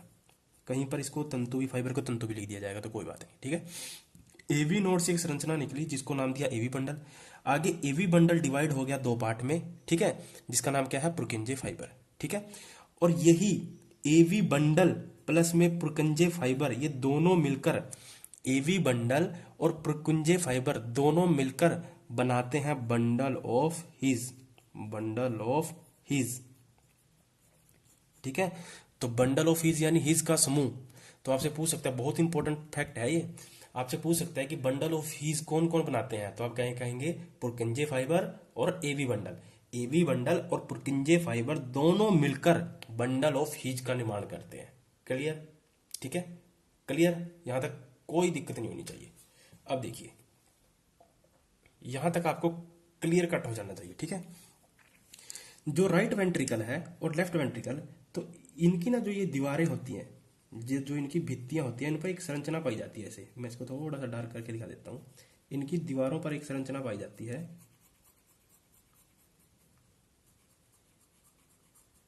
जिसको नाम दिया जाता है, इस डार्क संरचना को कहाँ पाई जाती है, इसकी दीवारों पर, यानी इसकी सरफेस पे, यानी इसकी भित्तियों पर। ठीक है, उसका नाम है पेपिलरी मसल्स, पेपिलरी मसल्स। ठीक है, पेपिलरी मसल्स कहाँ पाई जाती है, राइट वेंट्रिकल और लेफ्ट वेंट्रिकल की भित्तियों पर एक संरचना पाई जाती है जिसको क्या कहते हैं, पेपिलरी मसल्स।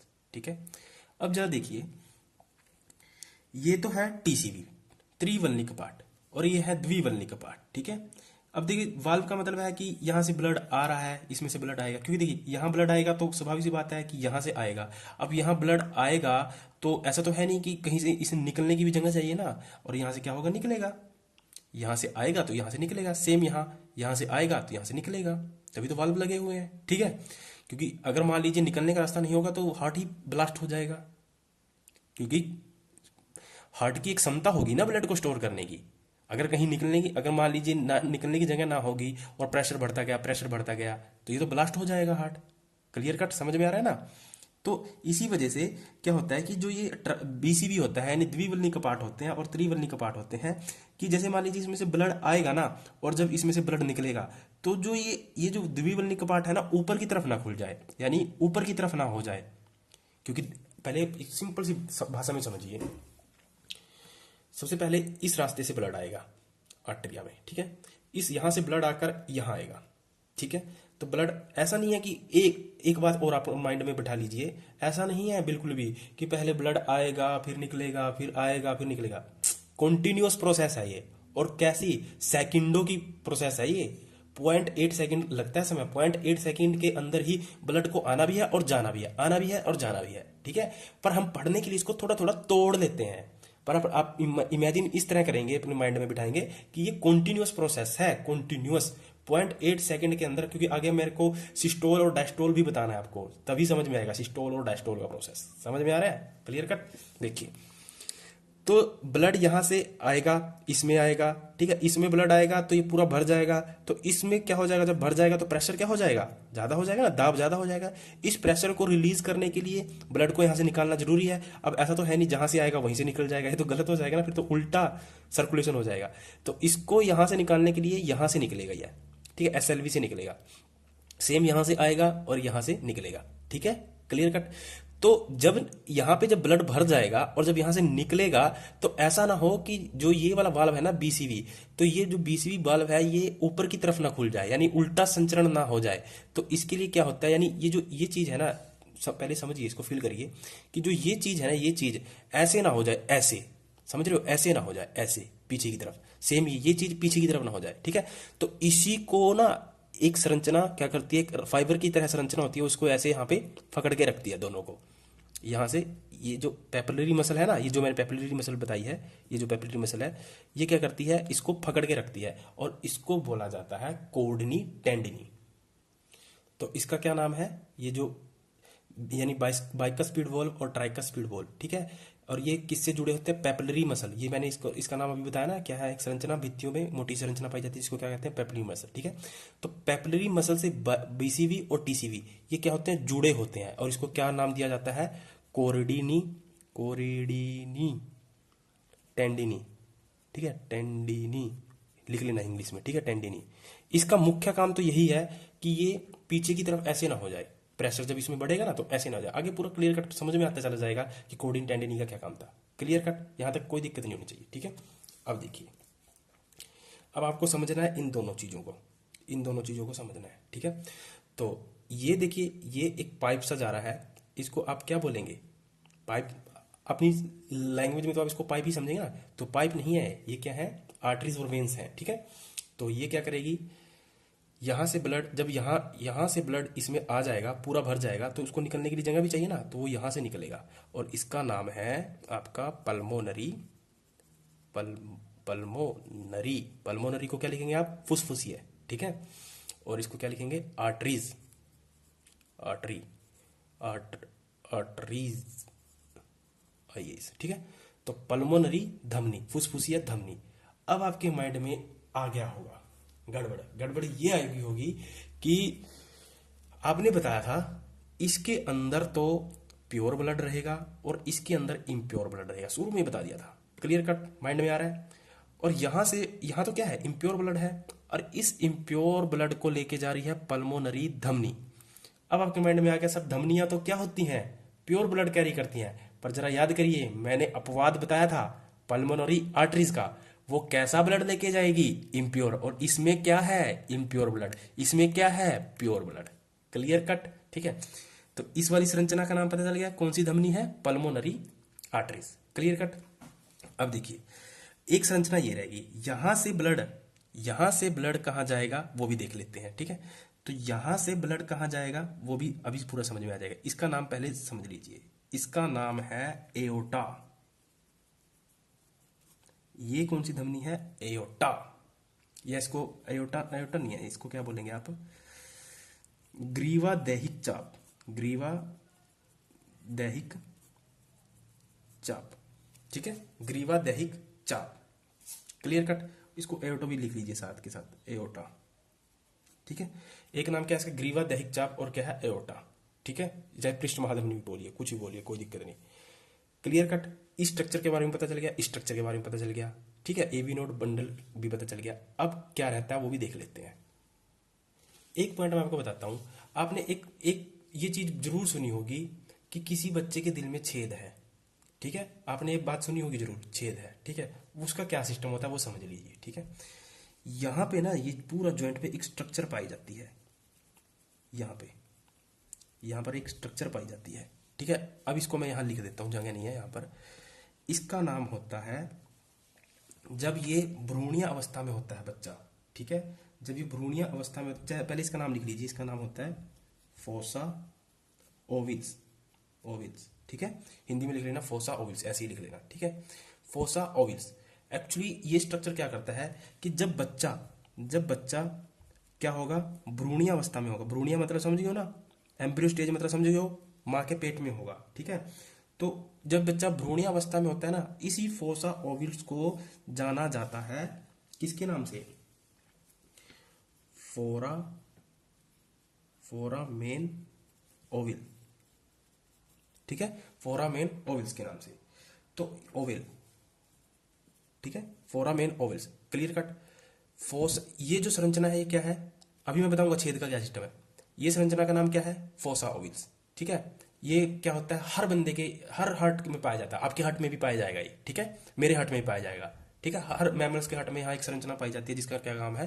किसका क्या नाम है? Fossa ovules. पर जब हम तो अभी तो क्या है, हम बाहर आ गए ना, अब तो हम भ्रूणावस्था में तो नहीं है। भ्रूणावस्था का मतलब क्या होता है कि जब बच्चा माँ के पेट में हो, सीधी सीधी सी बात ये है। ठीक है, अगर मैं सीधा लैंग्वेज में बोलना चाहूँ, अब तो हम भ्रूणावस्था में नहीं है, तो अभी हमारे हार्ट में क्या पाई जाएगी संरचना? Fossa ovules. क्या पाई जाएगी? Fossa ovules. ठीक है, बट अब हम अपने आप को पीछे ले जाते हैं 20 साल 25 साल, जब भी हम भ्रूणीय अवस्था में रहे होंगे। तो जब हम भ्रूणीय अवस्था में थे ना, इसी फोसा ओविल्स का नाम था फोरामेन ओविल। क्लियर कट समझ में आ गया। इसी फोसा ओविल्स का नाम था फोरामेन ओविल। समझ में आ गया कब? जब हम भ्रूणावस्था में थे। ठीक है। तो कई बच्चों में क्या होता है कि जब बच्चा भ्रूणावस्था में होता है ना, जैसे मान लीजिए नॉर्मली 99% चांस क्या रहते हैं कि जो ये फोरामेन ओविल होता है ना, फोरामेन ओविल जन्म के बाद ये फोसा ओविल्स में चेंज हो जाता है, तब तो कोई प्रॉब्लम नहीं। ठीक है। बट कई बच्चों में 1% जो चांस रहता है कि जो फोरामेन ओवेल है जन्म के बाद फोसा फोसा ओवेल में, इसको सही कर लीजिए, ओवेल में चेंज नहीं हो पाता है, तो वो क्या रह जाता है, बना बनाया फोरामेन ओवेल ही रह जाता है। तो उन्हीं बच्चों के दिल में क्या होता है, छेद होता है, यही कहलाता है फोरामेन ओवेल, यही होता है छेद का सिस्टम। क्लियर कट समझ में आ गया कि जिन बच्चों के हार्ट में छेद होता है उसको हम क्या कहते हैं, कि क्या स्ट्रक्चर होता है। कि जैसे समझिए इसको, बात को, जैसे समय लग जाए बेसिक से। देखिए जब अभी हम जो नॉर्मल है, आप भी हैं, मैं भी हूं, कोई भी है, ठीक है, तो आपके हार्ट में क्या पाया जाएगा, अभी ये स्ट्रक्चर किस नाम से जाना जाएगा, फोसा ओवेल के नाम से। ठीक है। बट अब अपने आप को पीछे ले जाइए, जब आप भ्रूणावस्था में रहे होंगे, ठीक है, जब आप एम्ब्रियो स्टेज में रहे होंगे, तब उसका नाम था फोरामेन ओवेल। जैसे ही आपका जन्म हुआ, जब आप भ्रूणीय अवस्था से बाहर आए, इस धरती पे आए, तो वो फोरामेन ओवेल क्या हो जाता है, फोसा ओवेल्स में क्या हो जाता है, चेंज हो जाता है। तब तो कोई दिक्कत नहीं। अगर फोरामेन ओवेल फोसा ओवेल में चेंज ना हो, लिख लेना इसको, चेंज न हो, ठीक है, तो वो किस में रह जाता है, फोरामेन ओवेल में ही रह जाता है। और इसी वजह से वो क्या हो जाता है, वहां छेद बन जाता है, होल बन जाता है। इसी को कहा जाता है कि बच्चे के हार्ट में क्या है, छेद है। ये सारा फोसा ओवेल और फोरामेन ओवेल का खेल था। क्लियर कट समझ में आ गया होगा। ठीक है। चलिए अब एक इंपॉर्टेंट पार्ट और है, फिर उसके बाद कार्डिक साइकिल को समझेंगे। ठीक है।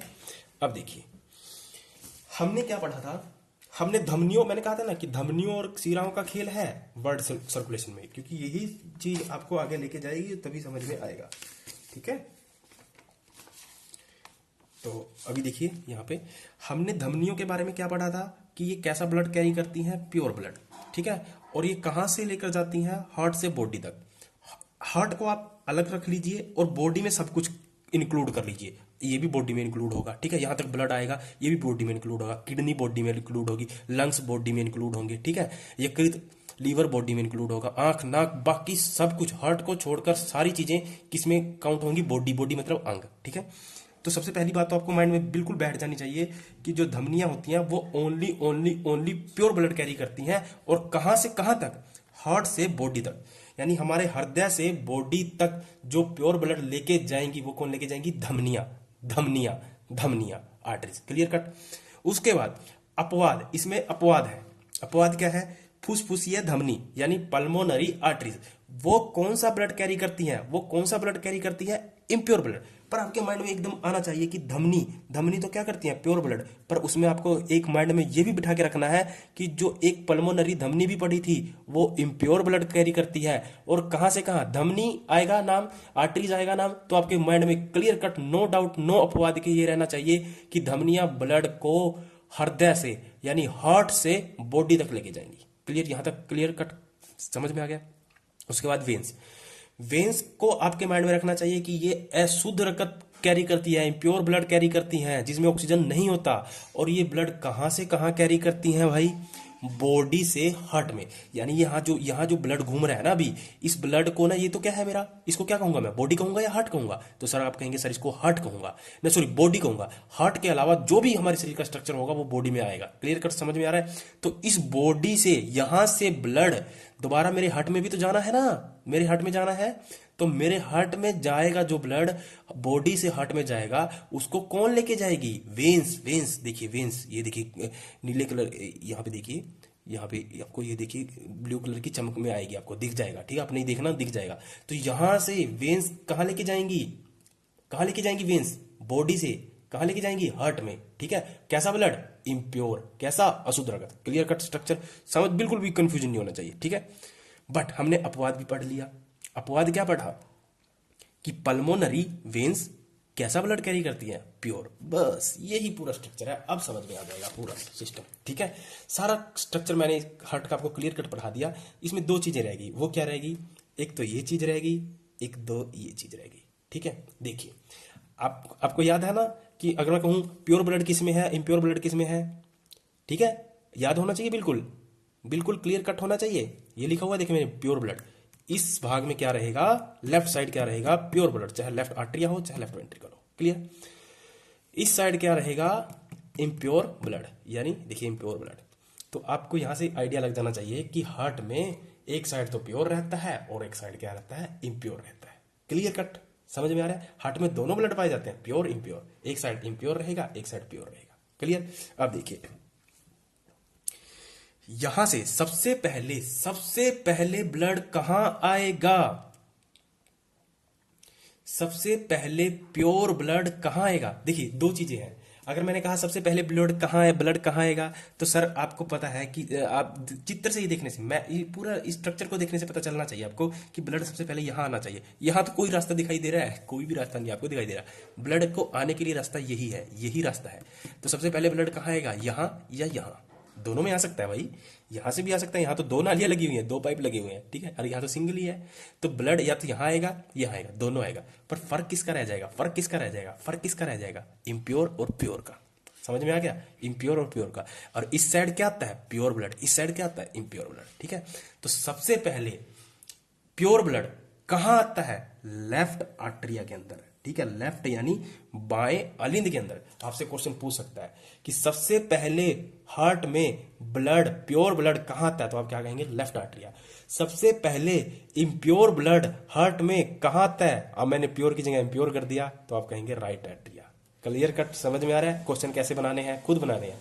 सबसे पहले प्योर ब्लड कहां आएगा, लेफ्ट आर्टरिया में। सबसे पहले इम्प्योर ब्लड कहां आएगा, राइट आर्टरिया में। क्लियर कट, समझ में आ रहा है। देखिए अब देखिए, अब ब्लड आएगा कहां से, यहां से। ब्लड आएगा कहां से, यहां से, प्योर ब्लड। अब जरा समझिए, ठीक है, अब जरा समझिए, आपके माइंड में आना चाहिए कि ब्लड आ रहा है, कहां आ रहा है, हार्ट में आ रहा है। ठीक है, हार्ट में आ रहा है। कहां से आएगा ब्लड, ब्लड कहां से आ रहा है, बॉडी से। चाहे वो लंग से आए, किडनी से आए, कोई मैटर नहीं करता, कहां से आ रहा है, बॉडी से। ठीक है, और कहां आ रहा है, हार्ट में। कहां पे आ रहा है, लेफ्ट आर्टरिया में। कौन सा ब्लड है, प्योर ब्लड। तो सबसे पहले तो आप देखिए कि जो प्योर ब्लड है उसको कैरी कौन करता है, उसको कैरी कौन करता है, तो आप कहेंगे सर धमनी। तो क्या धमनी यहां ब्लड लेके आ रही है, नो, गलत। यहां ब्लड आ रहा है कौन सा, प्योर। और कहां से आ रहा है, किडनी से। ठीक है, कहां से आ रहा है, किडनी से। इस लंग्स को काटकर यहां किडनी कर लीजिए। ठीक है, वैसे मैंने लंग्स बना दिया क्योंकि लंग्स की जगह था ना, कार्डिक नोच में थी इसकी स्थिति, तो यहां कर लीजिए आप किडनी, किडनी। ठीक है, इस किडनी से ब्लड आ रहा है, कहां पर आ रहा है, लेफ्ट आर्टरिया में। ठीक है, और इस किडनी से ब्लड को लेके आ रही है। यहां ब्लड कैसा आएगा, ये तो कंफर्म है कि कैसा आएगा, प्योर। अब प्योर तो भाई धमनी लेके आती है, पर एक अपवाद, अपवाद यहां पे जो ब्लड लेके आ रही है वो लेके आ रही है पल्मोनरी, पल्मोनरी वेन, चौगे वेन, फुसफुसिया सिरा। अब जरा देखिए, मैंने कहा था ना पूरा इसी का खेल है भाई, इसी में समझ में आ गया तो आ गया, अदरवाइज नहीं तो नहीं। देखिए, अपवाद, पल्मोनरी वेन्स, फुसफुसिया सिरा, कौन सा blood, pure blood. Pulmonary arteries, कौन सा ब्लड, इम्प्योर ब्लड। समझ में आ गया। ठीक है, आपने इतना तो पढ़ रखा होगा ना कि जो ब्लड होता है प्योरीफाई कहाँ होता है, किडनी में होता है। ठीक है, प्योरीफाई का मतलब क्या हुआ कि उसको शुद्ध करना है, शुद्ध करना है ना, अशुद्ध से यानी ऑक्सीजनित करना है, शुद्ध करना है, तो कहाँ होगा, किडनी के अंदर होगा। ठीक है, अब जरा समझिए, तो सबसे पहले ब्लड कहाँ आएगा, यहां आएगा। सबसे पहले ब्लड कहाँ आएगा, यहां आएगा। कौन लेके आएगा, लेफ्ट आर्टरिया में, पल्मोनरी वेन्स। समझ में आ गया। यहां धमनी मत कर देना गलती से, क्योंकि यही तो अपवाद है, यही तो चीज है समझने की, तभी तो मैं बार बार फोकस कर रहा था अपवाद पे। ठीक है, इस स्ट्रक्चर का पता चल गया कि यहां से ब्लड कौन सा आएगा, प्योर ब्लड कौन लेके आएगी, पल्मोनरी वेन्स लेके आएगी। कहां से, किडनी से। और देखिए अब जरा समझिए कि किडनी क्या है, किडनी को क्या मानेंगे आप, बॉडी, और ये पूरा स्ट्रक्चर क्या है, हार्ट। तो बॉडी से हार्ट तक ब्लड को कौन लेके आता है, तो आप सीधी सी बात कहेंगे सर वेन्स। अभी मैंने पढ़ाया था ना, पूरा क्लियर कट आपको समझाया था। देखिए मैंने क्या कहा था कि जो वेन्स होती हैं, जो सिराएं होती है, वो कहां से कहां ब्लड कैरी करती हैं, तो क्या कहेंगे आप, बॉडी से। किडनी को किस में रखेंगे, बॉडी में, क्योंकि मैंने कहा ना हार्ट के अलावा पूरी बॉडी का कोई भी अंग होगा उसको हम बॉडी में कैलकुलेट करेंगे, ठीक है। तो बॉडी से हार्ट में ब्लड कौन लेके आया, तो आप कहेंगे सर सिराएं लेके आती हैं। पर हमें तो ये भी पता है कि सिराएं तो प्योर ब्लड कैरी करती हैं, पर हमें ये भी पता है कि अपवाद भी तो है, पल्मोनरी वेन्स, ठीक है।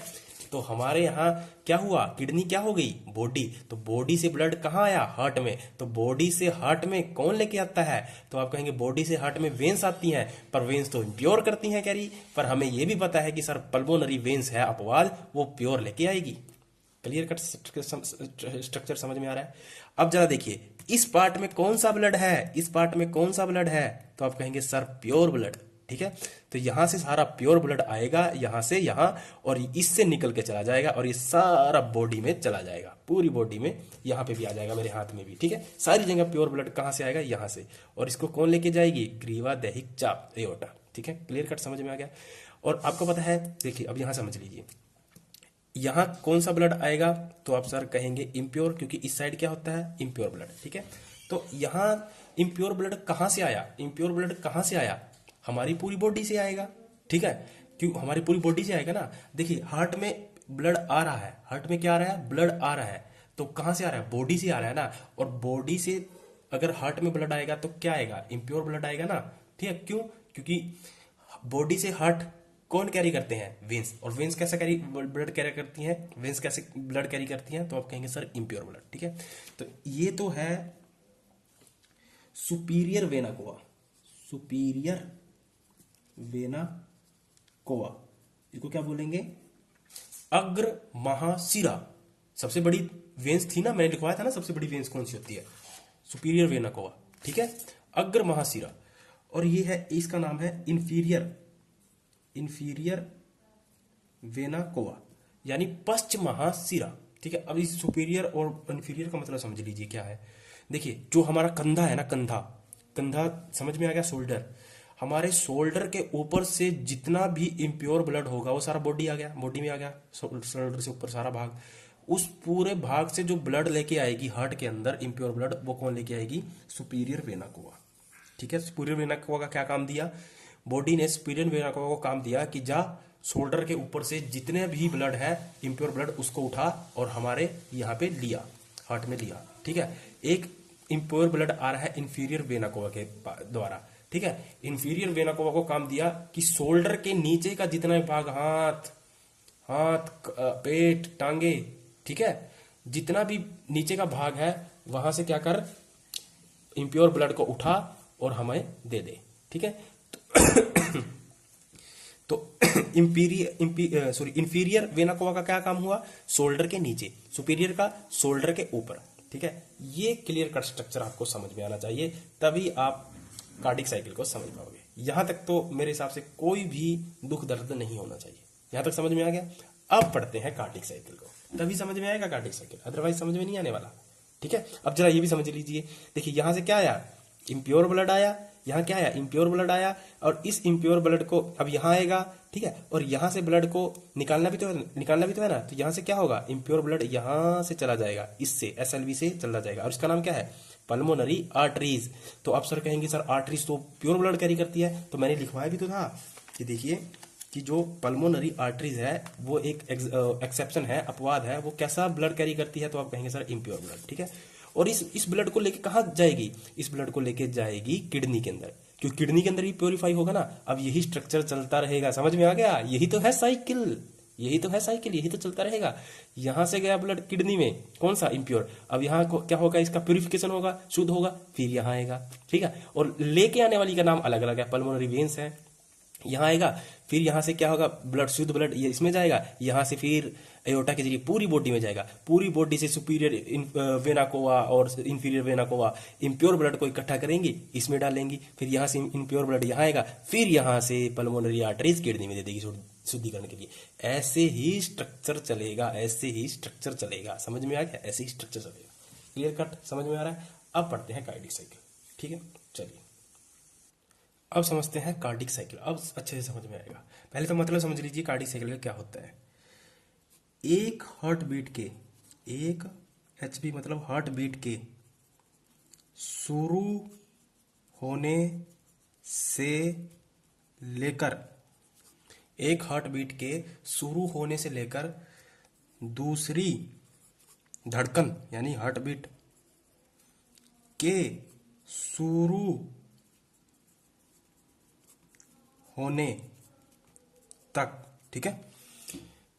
एक हार्ट बीट के शुरू होने से लेकर जब तक कि दूसरी हार्ट बीट शुरू ना हो जाए, उनके बीच का जो ड्यूरेशन होता है, बीच का ड्यूरेशन होता है, वो कहलाता है कार्डिक साइकिल, ठीक है। वो क्या कहलाता है? Cardiac cycle. बीच का ड्यूरेशन, एक हार्ट बीट के शुरू होने से लेकर इतना दूसरी हार्ट बीट शुरू होगी ना, उसके यानी एक हार्ट बीट शुरू हुई और दूसरी हार्ट बीट शुरू हुई, तो दोनों के बीच का जो ड्यूरेशन कहलाएगा वो कहलाएगा कार्डिक साइकिल, ठीक है। और जो इसका ड्यूरेशन होता है ना, कार्डिक साइकिल का जो ड्यूरेशन होता है, जो इसकी अवधि होती है, वो होती है 0.8 सेकेंड, ठीक है। ये 0.8 सेकेंड कैसे आता है मैं बताता हूँ आपको। देखिए, एक मिनट में होते हैं 60 सेकेंड, क्लियर। और हमारा हार्ट कितनी बार धड़कता है एक मिनट में? तो आप कहेंगे सर 72 बार। और कैसे धड़कने का मतलब समझ गए हो ना, एस ए नोड जो पहले बताया था मैंने, एस ए नोड है ना, तो एस ए नोड की एक्शन पोटेंशियल की वजह से 72 बार धड़कता है।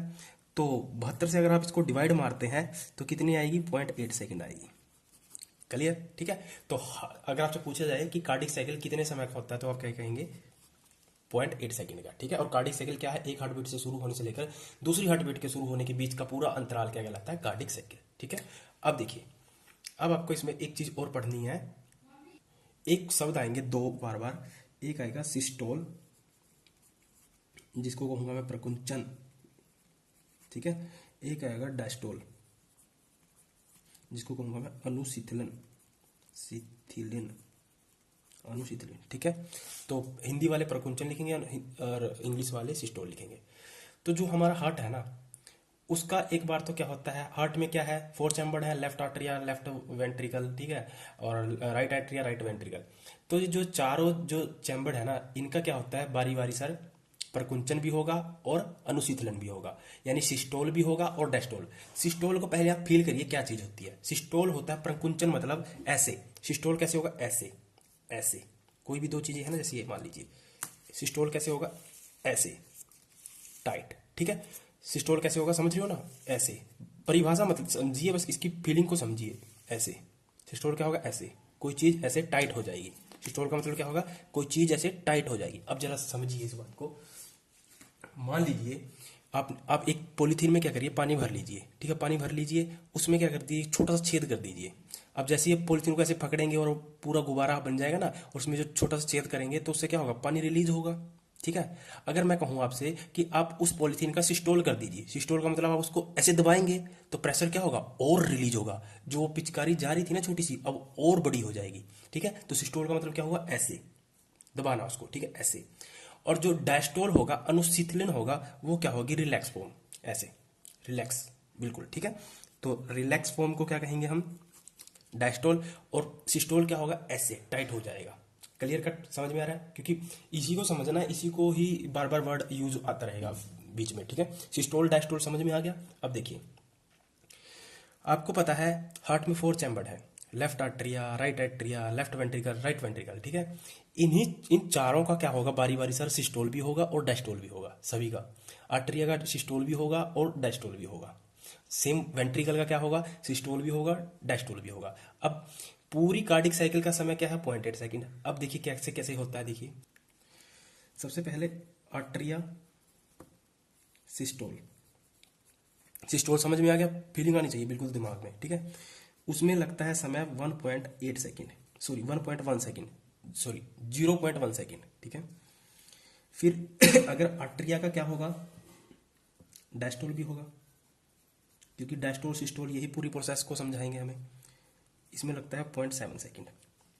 दोनों मिलाकर आप देख रहे हैं 8 सेकेंड दिखाई दे रहा है। सेम ऐसे ही वेंट्रिकल का क्या होगा? वेंट्रिकल का क्या होगा? सिस्टोल भी होगा और वेंट्रिकल का क्या होगा? डायस्टोल भी होगा। समझ पा रहे हो?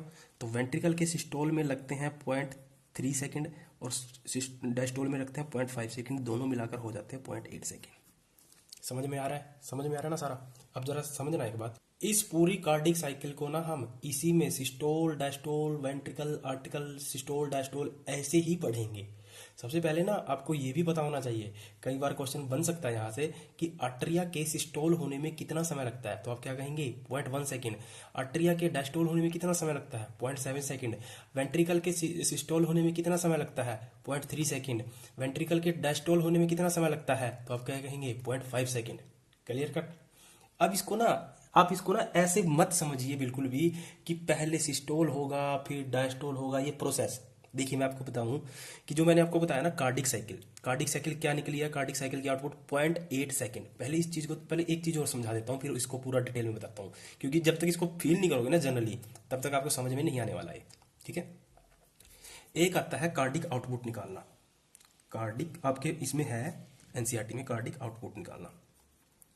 ठीक है, कार्डिक आउटपुट को हिंदी में क्या कहेंगे, हृदय निकास। कार्डिक का मतलब हृदय समझ लेना बस। ठीक है, हृदय निकास। कार्डिक आउटपुट होता है आपका स्ट्रोक वॉल्यूम इनटू में आपका हार्ट बीट पर मिनट। ठीक है, अब देखिए ये चीज तो सबको पता होगी, हार्ट बीट पर मिनट 72 बार। ठीक है, अगर मेरे को स्ट्रोक वॉल्यूम पता चल जाए तो मैं कार्डिक आउटपुट निकाल सकता हूं। ठीक है, अब देखिए इसमें से ना आपको कुछ भी दे सकता है।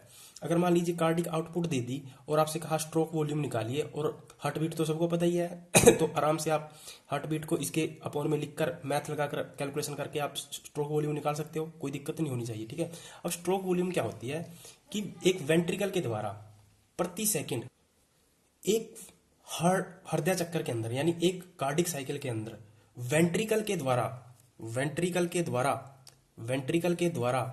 प्रति सेकंड कितना 70 मिलीलीटर ब्लड पंप किया जाता है। ब्लड क्या किया जाता है, पंप किया जाता है, या कहीं हम निकाला जाता है। बस सीधी सी बात निकालिए, निकाला। क्योंकि हाँ अब देखिए मैंने यहाँ वेंट्रिकल ही नाम क्यों लिखा, आर्टरिया क्यों नहीं लिखा, क्योंकि आर्टरिया क्या कर रहा है, ब्लड को लेके आ रहा है, आने वाला, और नीलई मतलब निकालने वाला। वेंट्रिकल ही निकालेंगे, वेंट्रिकल का मतलब नीलई। ठीक है, नाम क्या है इसका, नीलई। तो नीलई मतलब निकालना। ठीक है, तो प्रत्येक वेंट्रिकल प्रत्येक सेकंड में, जो वेंट्रिकल होता है एक हृदय चक्र के अंदर प्रत्येक सेकंड में कितना ml ब्लड निकालता है, तो आप कहेंगे सर 70 ml ब्लड निकालता है। 70 ml ब्लड क्या कहेंगे, निकालना नहीं कहेंगे, तो आप साइंस की भाषा में क्या कहेंगे, पंप करता है। ठीक है, कितना ब्लड पंप करता है, तो आप कहेंगे 70 मिलीलीटर। क्लियर। तो मैं इसको अगर 70 से गुणा कर दूंगा तो मेरी क्या आ जाएगी, कार्डिक आउटपुट आ जाएगी। ठीक है, और 70 से मैं जब गुणा करता हूं तो मेरे पास आती है 5040 मिलीलीटर। ठीक है, और अगर मैं इसको लीटर में कन्वर्ट करूं तो मैं 1000 से डिवाइड मारूंगा और मेरे पास आएगा 5 लीटर के लगभग समथिंग। ठीक है, तो हम उसको राउंड फिगर में 5 लीटर काउंट करते हैं। ठीक है, तो आपने ये क्वेश्चन तो पढ़ा होगा जरूर कि हमारा हार्ट एक मिनट में कितना ब्लड पंप करता है, तो आप कहते हैं ना कि 5 लीटर। ये 5 लीटर ऐसे आता है। समझ में आ गया कैसे आया, इसका गणित समझ में आना चाहिए। किताबों में तो आपको पता होगा, पढ़ लिया होगा आपने कि 5 लीटर आता है ब्लड पर मिनट, कि हमारा जो हार्ट है ना पर मिनट 5 लीटर ब्लड को पंप करता है। 5 लीटर बहुत हो जाता है। वो जो आपकी वो कोका कोला वाली बोतल आती है ना, फैंटा वाली, 2 बड़े वाली, 2 70 पता नहीं 80 रुपए की आती है, 2 वो लगा लीजिए और एक लीटर वाली लगा लीजिए। इतना ब्लड एक मिनट में हमारा हार्ट क्या करता है, पंप करता है। कैसे आया गणित, समझ में आ जाना चाहिए। ठीक है, अब देखिए हमसे ना कुछ भी अगर स्ट्रोक वॉल्यूम कुछ यहाँ घटा दे बढ़ा दे कुछ भी पूछे, प्रैक्टिकल आप निकाल लेना। ठीक है, अगर यहाँ से ये पूछे स्ट्रोक वॉल्यूम पूछे तो आप इसके बट्टे में ले जाना आउटपुट को, इसके बट्टे में, तो आप स्ट्रोक वॉल्यूम भी निकाल पाओगे। क्लियर कट, समझ में आ गया। तो कार्डिक आउटपुट क्या होती है। अब जरा यहाँ समझने वाली बात ये है कि जो ये कार्डिक साइकिल है ना, जैसे मैंने बताया कि atria systole 0.1 second, atria diastole 0.7 second, ventricle systole 0.3 second, ventricle diastole 0.5 second. ठीक है, ये जो पूरी प्रोसेस को समझिए। जो 0.8 सेकंड है ना भाई, इसको पहले आपको फील करना पड़ेगा। देखिए जो 0.8 सेकंड है ना, इस 0.8 सेकंड कितना हुआ, पहले इसको समझिए। 0.8 सेकंड कितना हुआ, 1 सेकंड से भी कम, 1 सेकंड से भी कम। तभी तो 5 लीटर ब्लड निकाल देगा वो हार्ट, हमारे हार्ट से। 1 सेकंड से भी कम होता है 0.8 सेकंड, है ना, समझ में आ रहा है। और 60 सेकंड होते हैं। तो समझिए कि जो ये 0.8 सेकंड है ना वैल्यू, इस पूरी 0.8 सेकंड के अंदर, 0.8 सेकंड के अंदर ब्लड यहां से आएगा भी और निकलेगा भी, आएगा भी और निकलेगा भी, आएगा भी और निकलेगा भी। पहले ये दिमाग में बैठा लीजिए।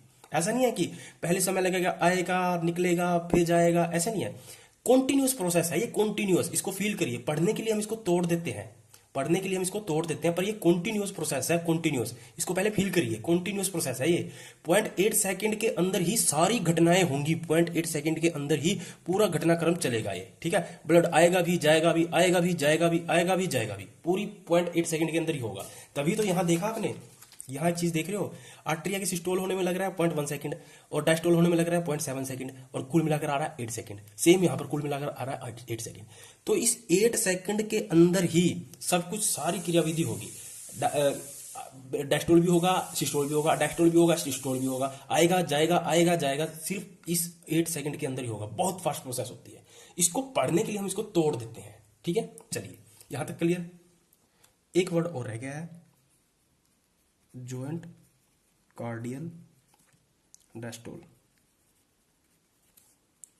पूर्ण हृदय अनुशिथिलन, ठीक है। ये क्या होता है? जब दोनों आर्टरिया प्लस दोनों वेंट्रिकल क्या हो? रिलैक्स फॉर्म में हो। जब दोनों आर्टरिया और दोनों वेंट्रिकल रिलैक्स फॉर्म में हो, वो स्थिति कहलाती है जॉइंट कार्डियल डायस्टोल, ठीक है। और ये जो जॉइंट कार्डियल डायस्टोल होता है, ये होता है 0.4 सेकंड का। कितना होता है? 0.4 सेकंड का। बहुत इंपॉर्टेंट है ये, 0.4 सेकंड का। आपसे पूछ सकता है कि जॉइंट कार्डियल डायस्टोल की समय अवधि कितनी होती है, ड्यूरेशन कितना होता है? 0.4 सेकंड का है। क्या ये? जब दोनों आर्टरिया, दोनों वेंट्रिकल क्या हो? रिलैक्स फॉर्म में हो, वो कहलाती है पूर्ण हृदय अनुशिथिलन घटना, ठीक है। आपने पढ़ा होगा कि हृदय कब रेस्ट करता है, वो यही कंडीशन है, ठीक है। यही सिचुएशन होती है जब हृदय रेस्ट करता है, ठीक है। यानी जब दोनों डायस्टोल, दोनों आर्टरिया, दोनों वेंट्रिकल क्या हो? रिलैक्स फॉर्म में हो। क्लियर? तो ये 0.4 सेकंड क्लियर होना चाहिए। अब देखिए, इस चक्कर को समझिए, इस वर्ड को, जो मैंने यहां वर्ड यूज किया, कार्डिक साइकिल, यानी हृदय चक्कर। चक्कर का मतलब क्या होता है? चक्कर का मतलब तो ऐसे होना चाहिए ना, ऐसे। चक्कर का मतलब यही होता है भी यही चीज है, कार्डिक साइकिल। कार्डिक साइकिल को यहां कार्डिक साइकिल लिखने का मतलब ये है कि ब्लड एक बार आएगा, फिर जाएगा, फिर वहीं से स्टार्ट हो जाएगी पूरी क्रियाविधि, पूरी क्रियाविधि। जैसे मैंने पीछे दिखाया था ना आपको कि प्योर ब्लड आया, फिर किडनी में गया, फिर प्योर ब्लड आया, किडनी में गया, फिर ऐसे ऐसे। तो ये जो साइकिल बनती है ना, यही कहलाती है कार्डिक साइकिल। अब सबसे बड़ी प्रॉब्लम ये होती है कि इस कार्डिक साइकिल को शुरू कहाँ से किया जाए, क्योंकि बच्चों को पता नहीं होता कि कार्डिक साइकिल कहाँ से शुरू की जाए। तो जो कार्डिक साइकिल शुरू की जाती है, वो की जाती है आपके जॉइंट कार्डियल डायस्टोल से, ठीक है। अब इसको पढ़ते हैं पूरा कार्डिक साइकिल। देखिए, अब आपको ना एक सिस्टम के जरिए चलना है। मैं बोलूंगा, वो आपको लिखना है, ठीक है। क्योंकि यहाँ स्पेस कम है, क्योंकि मैं अब पेज भी नहीं बदल सकता, तभी आपके माइंड से ये चित्र निकल जाएगा, ठीक है। तो साथ के साथ चित्र भी होना चाहिए। और अब मैं जो जो बोलूंगा, मैं शॉर्ट फॉर्म में लिखता जाऊंगा, आपको साथ के साथ जो मैं बोलूंगा ना, एज इट इज लिखना है, ठीक है। सबसे एक स्टेप बनाकर चलेंगे। सबसे पहले क्या होगा, देखिए, सबसे पहले आएगा कि जो आर्टरिया है, चाहे लेफ्ट हो चाहे राइट हो, जो आर्टरिया है, आर्टरिया समझ में आ रहा है ना, अलिंद, चाहे वो लेफ्ट हो चाहे राइट हो, दोनों क्या होंगे? ब्लड से क्या हो जाएंगे? भर जाएंगे। दोनों क्या हो जाएंगे? ब्लड से भर जाएंगे, ठीक है।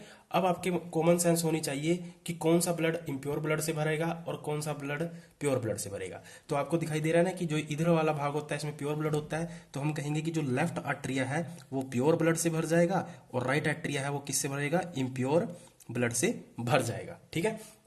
और यहाँ प्योर ब्लड कौन लेके आई है? तो आप कहेंगे सर पल्मोनरी वेन्स, ठीक है। और पल्मोनरी वेन्स आपने कहा सर, वेन्स तो इम्प्योर ब्लड कैरी करती हैं, पर अपवाद भी तो था ना, पल्मोनरी वेन्स, वो क्या लेके आई है? Pure blood. कहां से कहां तक? देखिए, किडनी क्या है? बॉडी से हार्ट में ब्लड आया सबसे पहले क्या है? किडनी से यहाँ ब्लड आया, यहाँ पे क्या आया? ब्लड आया। क्यों? क्योंकि किडनी में क्या होता है? ब्लड प्योरीफाई होता है ना। जैसे ही किडनी से हार्ट में ब्लड आया, कौन लेके आई? Pulmonary veins. तो यहां से जो लेफ्ट आर्टरिया है वो किससे भर गया? प्योर ब्लड से। वो किससे भर गया? प्योर ब्लड से। और सेम कंडीशन यहाँ पे भी होगी, ठीक है। यहाँ पे जो इम्प्योर ब्लड है वो कौन लेके आया? बॉडी से। तो आप कहेंगे sir superior vena cava. Superior vena cava कहां से लेके आती है? शोल्डर के ऊपर से, कंधे के ऊपर से। और इंफीरियर वेना कोवा कंधे के नीचे से। कैसा? इम्प्योर ब्लड से पूरा राइट एट्रिया पूरी तरह से भर चुका है, ठीक है। पूरी तरह से क्या हो गया है? भर चुका है। लेफ्ट एट्रिया भी, राइट एट्रिया भी ब्लड से भर चुके हैं। बस फर्क इतना है, लेफ्ट एट्रिया प्योर ब्लड से भरा है और राइट एट्रिया आपका इम्प्योर ब्लड से भरा है। क्लियर? अब देखिए, जैसे ही दोनों आर्टरिया ब्लड से भर जाते हैं। जब मैं कह रहा हूं ना दोनों आर्टरिया, तो लेफ्ट लेफ्ट और राइट दोनों अपने माइंड में बिठा लेना, और ये आपके माइंड में खुद चलना चाहिए कि कौन से में प्योर है, कौन से में इम्प्योर है। ठीक है, इधर सारे में प्योर, इधर सारे में इम्प्योर। ठीक है, इतना बेसिक कोई नहीं बताएगा आपको। ठीक है, तो आर्टरिया क्या हो गया, ब्लड से भर गए, तभी एक कंडीशन उत्पन्न होती है, तभी एक कंडीशन आती है, उसको बोलते हैं रैपिड इनफ्लो। वैसे तो दो कंडीशनें आती हैं, ठीक है, दो कंडीशनें उत्पन्न होती हैं। एक का नाम है रैपिड इनफ्लो, रैपिड इनफ्लो, और दूसरे का नाम है डायस्टीसिस, डायस्टीसिस। ठीक है, तो दो कंडीशनें उत्पन्न होती है जब आर्टरिया प्योर ब्लड से, दोनों आर्टरिया भर जाते हैं प्योर और इम्प्योर ब्लड से। ठीक है, इस प्रोसेस को आप ये भी आपके के साथ माइंड में बिठा के चलना है कि ये पूरा घटनाक्रम ना 0.8 सेकंड के अंतर्गत होता रहेगा, 0.8 सेकंड के अंतर्गत होता रहेगा पूरा घटनाक्रम। ठीक है, तो सबसे पहले क्या हुआ, आर्टरिया ब्लड से भर गए दोनों, एक प्योर से एक इम्प्योर से, तभी एक कंडीशन हुई रैपिड इनफ्लो। और रैपिड इनफ्लो की वजह से, रैपिड इनफ्लो की वजह से 70% ब्लड, 70% ब्लड आर्टरिया से वेंट्रिकल में आ गया। ए आर्टरिया, वी मतलब वेंट्रिकल। ठीक है, जैसे ही यहां ब्लड आएगा, भर जाएगा, तो उसको भाई रिलीज तो होना ही है ना। ठीक है, रिलीज तो होना ही है, और कहां से रिलीज होगा, ये वाला वाल्व, कौन सा वाल्व है ये, बाइकस्पीड वाल्व, और ये कौन सा है, ट्राइकस्पीड वाल्व। ठीक है, यहाँ ये तो आने वाला है, और जो एसएलवी है ये तो लेके यहाँ से निकालेंगे ब्लड को। ठीक है, तो लेफ्ट आर्टरिया और राइट आर्टरिया दोनों ब्लड से भर चुके हैं, एक प्योर एक इम्प्योर। अब यहाँ ब्लड पूरा हो चुका, भर चुका है, तो यहाँ से ब्लड निकलेगा भी तो ना, निकलेगा भी तो जो प्योर ब्लड होगा वो बाइकस्पीड वाल्व से निकलेगा, और जो इम्प्योर ब्लड होगा वो ट्राइकस्पीड वाल्व से निकलेगा, त्रिवलनी कपाट से, द्विवलनी कपाट से। ठीक है, तो रैपिड इनफ्लो की वजह से 70% ब्लड तो क्या हुआ, आर्टरिया से वेंट्रिकल के अंदर आ गया।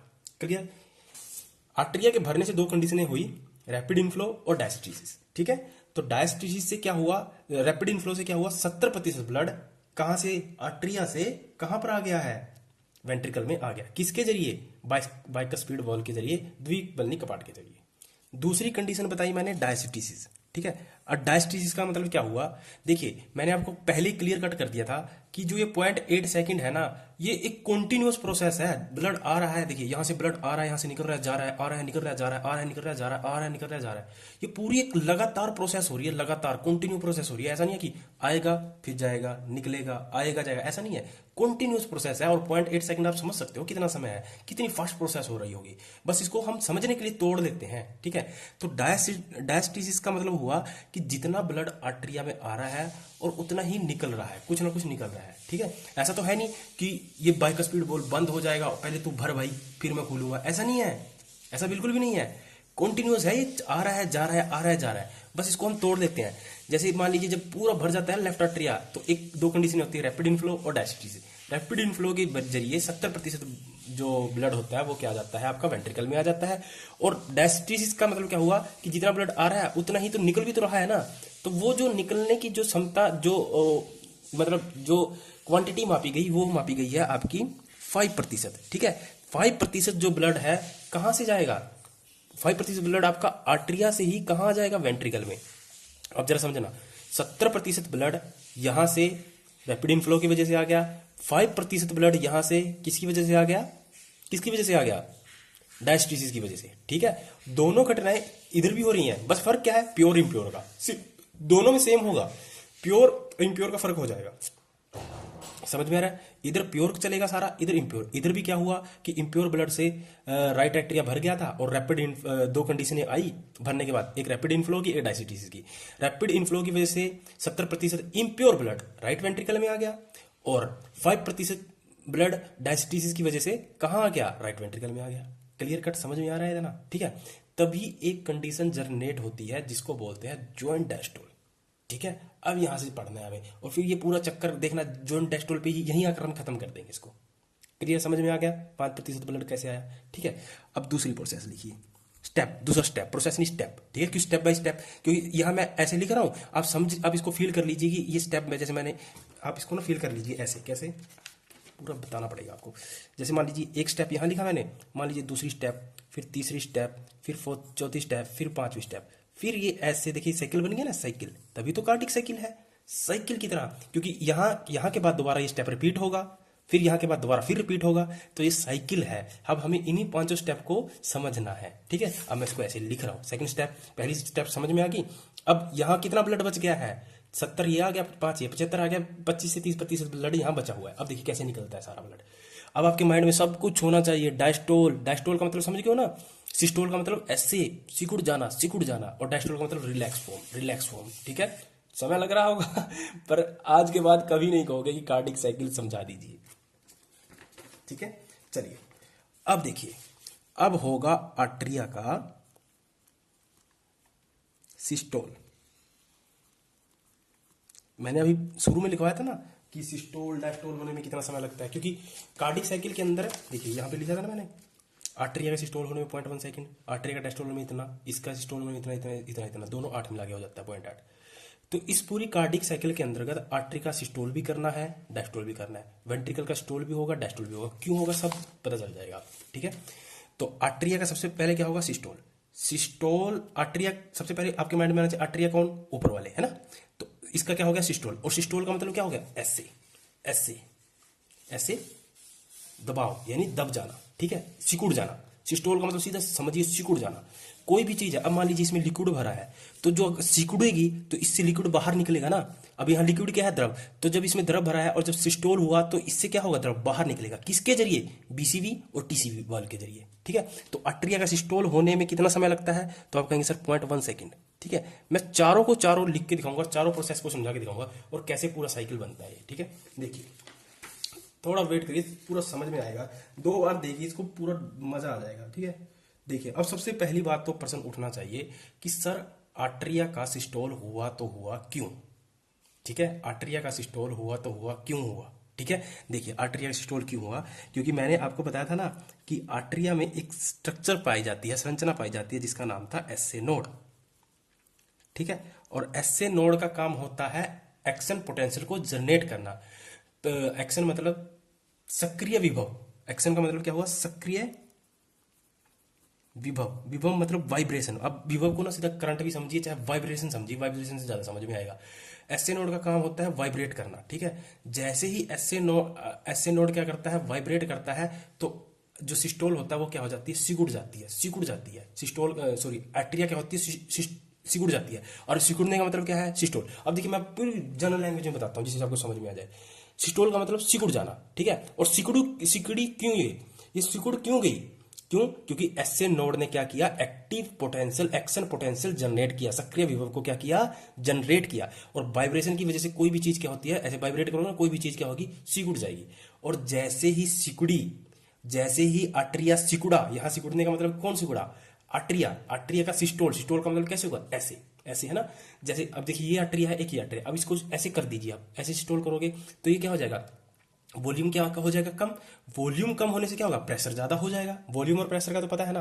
देखिए कैसे समझाऊंगा आपको। जैसे मान लीजिए ये है, ठीक है, ये है एक पात्र है कोई, ठीक है। इसमें मान लीजिए मैंने पानी भर दिया, ठीक है। उसके बाद अगर इसमें मैंने पानी भर दिया और इधर मैं इधर छेद कर दूं एक कोई, ठीक है। तो छेद कर दूं तो पानी इसमें टिपकता रहेगा, चाहे यहाँ छेद कर दूं तो पानी निकलता रहेगा। पर अगर मैं इसको ऐसे दबाऊंगा, दोनों तरफ से ऐसे करके दबाऊंगा, तो पानी का प्रेशर क्या होगा, तेज होगा ना, ठीक है। और दबाने का मतलब क्या है कि मैं इसके क्या कर रहा हूं, इसके वॉल्यूम को कम कर रहा हूं। वॉल्यूम का मतलब होता है कोई भी वस्तु जितना स्थान घेरती है। देखिए इसने इतना स्थान घेर रखा है ऊपर से, तो ये क्या है, इसका वॉल्यूम। अगर मैं इसको दबाता हूं, दबाने से क्या होगा, इसका वॉल्यूम कम होगा, कम होने से क्या होगा, इसका प्रेशर क्या हो जाएगा, बढ़ जाएगा। सेम यहां है कंडीशन ये, ठीक है। इससे क्या हो रहा है कि जो लेफ्ट आर्टरिया और राइट आर्टरिया है, एसए नोड की वजह से, सक्रिय विभव की वजह से ये क्या हो रहे हैं, डायस्टोल सिस्टोल हो रहा है। मतलब ये क्या हो रहे हैं, संकुचित हो रहे हैं, ऐसे ऐसे हो रहे हैं, ठीक है, सिकुड़ रहे हैं। सिकुड़ने से वजह क्या हुआ कि यहां से क्या हुआ, जो यहां ब्लड बचा हुआ था ना, उसका क्या होगा, प्रेशर बढ़ गया। और वो ब्लड क्या हो जाएगा, यहां से जितना रह गया था ना वो 20-30%, वो यहां पे वेंट्रिकल में आ जाएगा। एक लेफ्ट वेंट्रिकल में, राइट वेंट्रिकल में। अब लेफ्ट में क्या आएगा, राइट में क्या आएगा, समझ में आ रहा है ना। एक में प्योर आएगा, एक में इम्प्योर आएगा, सीधी सी बात है, ठीक है। तो आपका कितना ब्लड आ गया, 25 से 30% लगभग ब्लड किसकी वजह से आया, आर्टरिया के सिस्टोल होने की वजह से। कितना समय लगता है, 0.8 सेकंड। अब समझ रहे हो, आर्टरिया के सिस्टोल 75% ब्लड पहले आ चुका था, 25 से 30% अब आ गया। अब पूरा आर्टरिया में ब्लड आ गया। अब इसका मतलब ये बिल्कुल मत समझना कि जो लेफ्ट आर्टरिया है, राइट आर्टरिया खाली हो गया है। ये खाली नहीं हुए, कि मैंने आपको बताया ना कि ये 0.8 सेकंड की जो प्रोसेस है, ये कंटिन्यूअस प्रोसेस है, आ रहा है जा रहा है, आ रहा है जा रहा है। बस इसको तो हमने पढ़ने के लिए कैलकुलेट किया है ऐसे, ठीक है।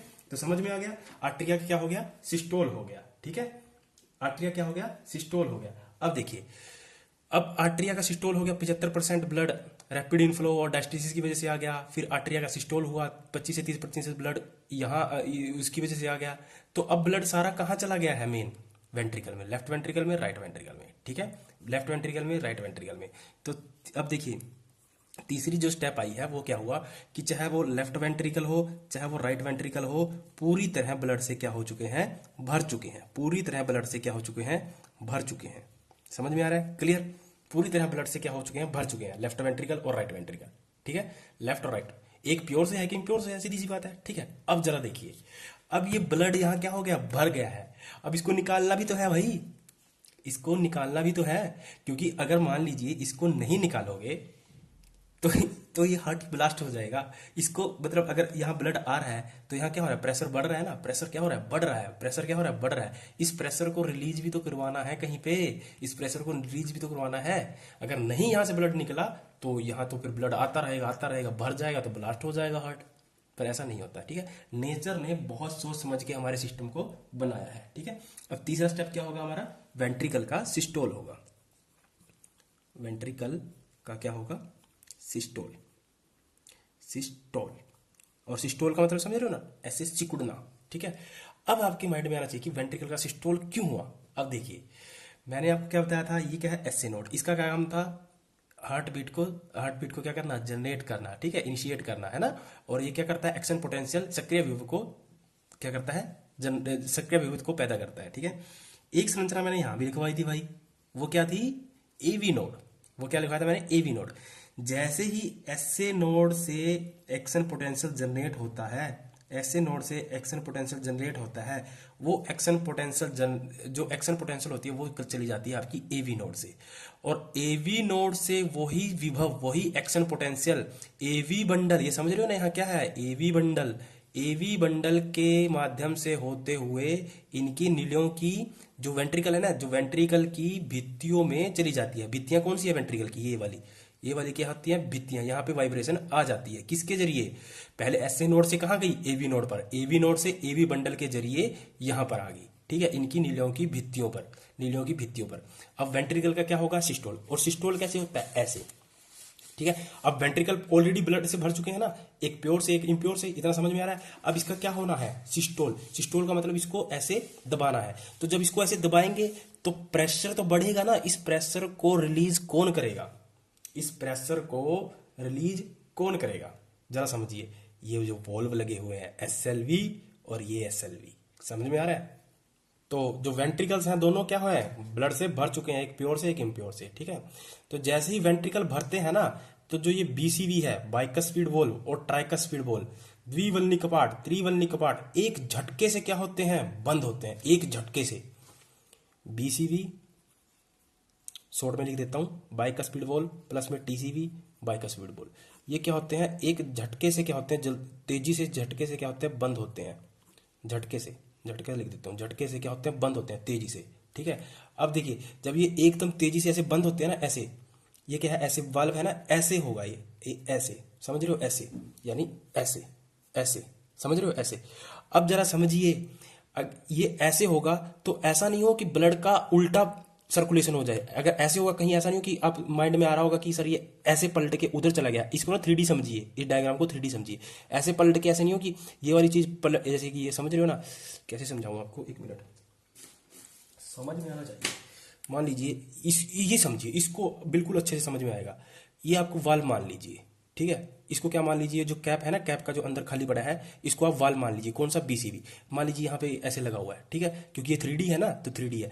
तो जैसे ही वेंट्रिकल, लेफ्ट वेंट्रिकल और राइट वेंट्रिकल भर चुके हैं ब्लड से, तो जो बाइस्कस स्पीड वॉल्व है और ट्राइकस स्पीड वॉल्व है, टीसीबी और बीसीबी, दोनों एक झटके से क्या होंगे, ऐसे बंद होंगे ऊपर की तरफ, ऐसे ऐसे करके ना, ऐसे बंद होंगे। तो ऐसा नहीं है कि झटके से ये पीछे की तरफ चले जाएंगे, ऐसा नहीं है। क्यों नहीं जाएंगे, याद करिए, मैंने स्ट्रक्चर में क्लियर एंड कट पढ़ाया था।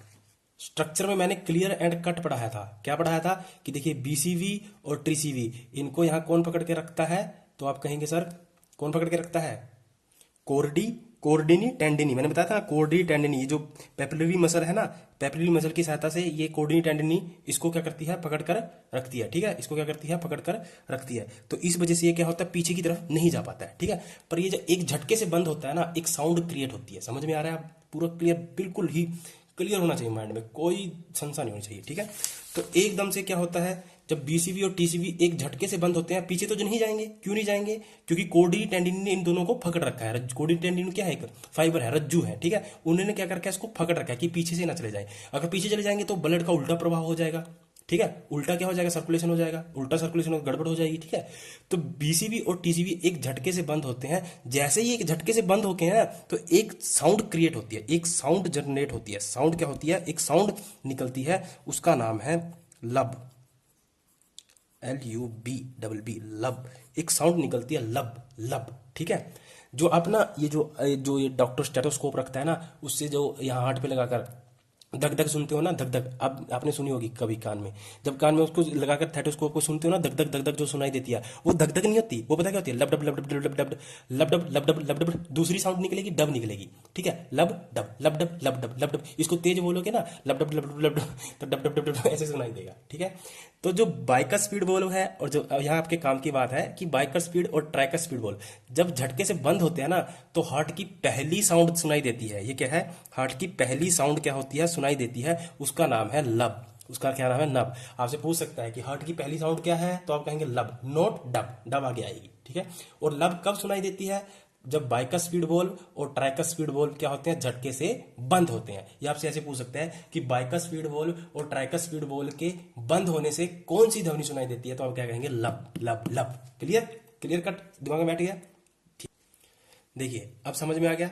अब बाइकर स्पीड वॉल्व और ट्रैकर स्पीड वॉल्व दोनों क्या हो चुके हैं, बंद, और बंद होने से एक झटके से बंद हुए, एक साउंड क्रिएट हुई जिसका नाम था लब, और ये हमारे हृदय की पहली ध्वनि होती है, ठीक है, पहली साउंड होती है, जिसको क्या बोलते हैं, लब। अब जरा सोचिए, ये भी पूरा भर चुका है, ये भी पूरा भर चुका है, और bicuspid valve tricuspid valve दोनों बंद हो चुके हैं। अब यहाँ का ब्लड कैसे निकलेगा, यहाँ का ब्लड कैसे निकलेगा, अगर नहीं निकला तो ब्लास्ट हो जाएगा। पर प्रकृति ने, नेचर ने बहुत सोच समझ के सारी चीजें बनाई हुई है, ठीक है।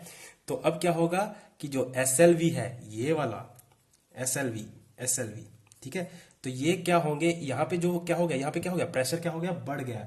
इस प्रेशर को रिलीज करने के लिए ये SLV खुलेगा, ये क्या होगा, SLV, जैसे कि ये SLV है ना, तो ये क्या होगा, पहले खुलेगा, और यहाँ से ब्लड जाकर, ये कौन है, ग्रीवा दहिक चाप यानी एओटा, एओटा के जरिए यहां से जाकर कहां चला जाएगा। अब देखिए ये हार्ट है ना, हार्ट से ब्लड जा रहा है कहां पर, बॉडी में, यहां से कहां जाएगा, शरीर में जाएगा, बॉडी में जाएगा, ठीक है। तो बॉडी में जा रहा है तो कहां जाएगा, बॉडी में जा रहा है, प्योर ब्लड, ये क्या है, इधर क्या है, pure blood, pure blood SLV के जरिए यहां से बॉडी में जा रहा है, ठीक है।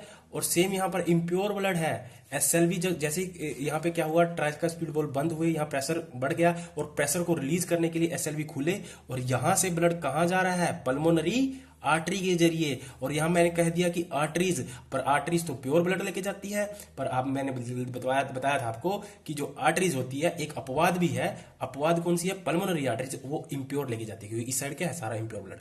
और SLV के जरिए, SLV जब खुला ना, और SLV के जरिए जो पल्मोनरी आर्टरी थी, इस इम्प्योर ब्लड को कहां लेके चली गई, ये देखिए कहां लेके चली गई, किडनी के अंदर, और किडनी के अंदर प्योरीफाई हुआ, और फिर यहां आ गया।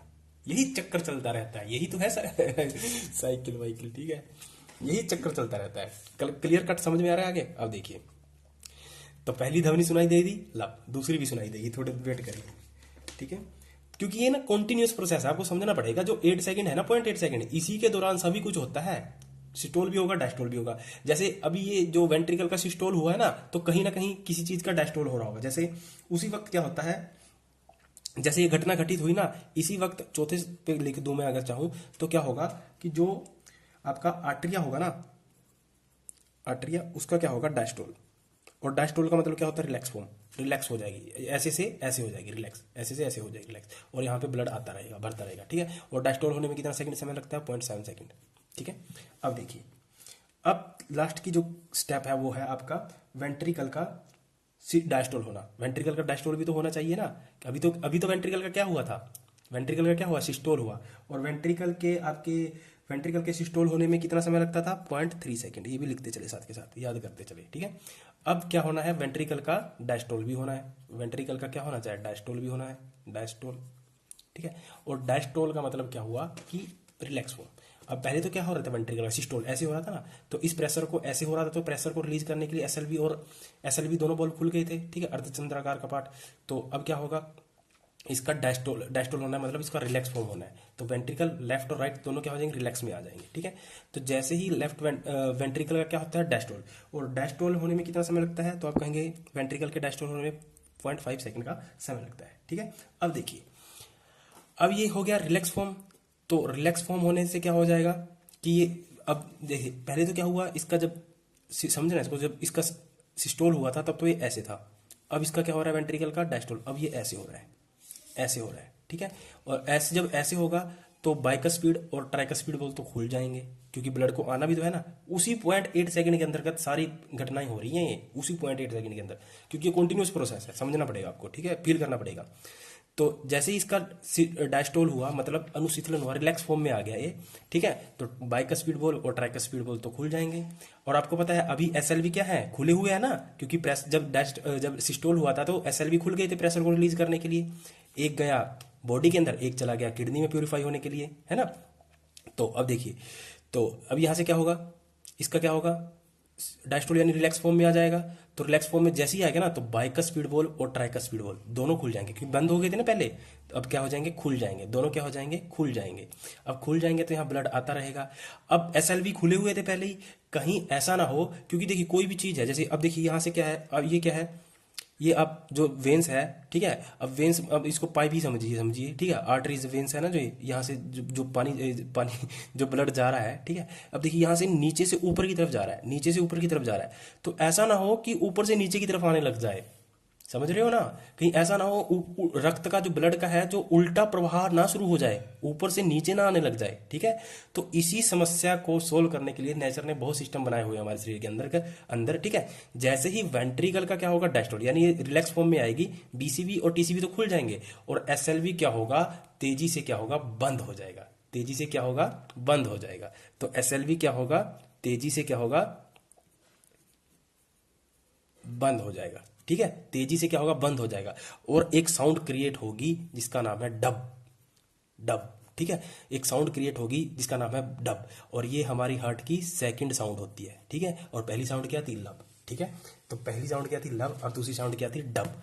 तो यही जो है ना, जो आप स्टेथोस्कोप लगाकर सुनते हो ना, डॉक्टर सुनता है कान में लगाकर, वो जो धक धक धक धक सुनाई देती है ना, वो धक धक नहीं होती, वो क्या होती है? लब डब लब डब लब डब लब डब लब डब। इसको तेज तेज बोलोगे ना 1 सेकंड में, क्योंकि 72 बार धड़कता है, तो लब डब लब डब लब डब लब डब लब डब लब डब लब डब लब डब लब डब लब डब ऐसे होती है ये, ठीक है। और ये लबडब लबडब का क्या मतलब हुआ? समझ रहे हो ना। लबडब लबडब का मतलब क्या हुआ? लब लब ध्वनि कब आई थी? जब बाइकस स्पीड बॉल और टाइकस स्पीड बॉल दोनों झटके से बंद हुए थे। और डब ध्वनि कब आई? जब एसएलवी क्या हुए थे? तेजी से झटके से बंद हुए थे। तो ये सेकंड ध्वनि थी, ये फर्स्ट ध्वनि, ये फर्स्ट थी, ये सेकंड थी, ठीक है। क्लियर कट समझ में आ रहा है ना? समझ में आएगा। अब देखिए, अब देखिए यहां से वही कंडीशन दोबारा आ जाएगी, अब वही चीज दोबारा आ जाएगी। अब फिर यहां से ब्लड, देखिए यहां से एसएलवी से भी ब्लड चला गया, किडनी में चला गया, दोबारा फिर ये भरेगा ब्लड, ठीक है, दोबारा ये भरेगा, फिर आएगा। तो यही तो है साइकिल। मैंने पांचों स्टेप बता दिए ना, देखिए जो पांचों स्टेप थे ना, पांचों स्टेप बता दिए कि यहां से शुरू किया हमने। एक मिनट यार, पांचों स्टेप बता दिए ना, एक मिनट, पांचों स्टेप बता दिए ना।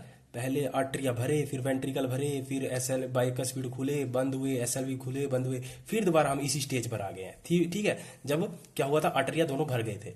तो ऐसे ही पूरा सर्कल चलता रहता है, और यही कहलाता है आपका हृदय चक्कर, या कहें आप इसको कार्डिक साइकिल, ठीक है। अब जरा मोटा मोटा समझ लीजिए, जैसे क्या कि देखिए, किडनी से पल्मोनरी वेन्स आई प्योर ब्लड लेके, क्योंकि किडनी में क्या होता है? प्यूरिफिकेशन होता है ब्लड का।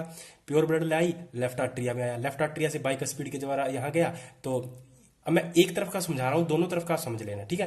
क्योंकि देखिए यहाँ इम्प्योर ब्लड आया, इम्प्योर ब्लड कौन लेके आया? सुपीरियर वेना कोवा और इंफीरियर वेना कोवा। कहाँ से लेके आई है?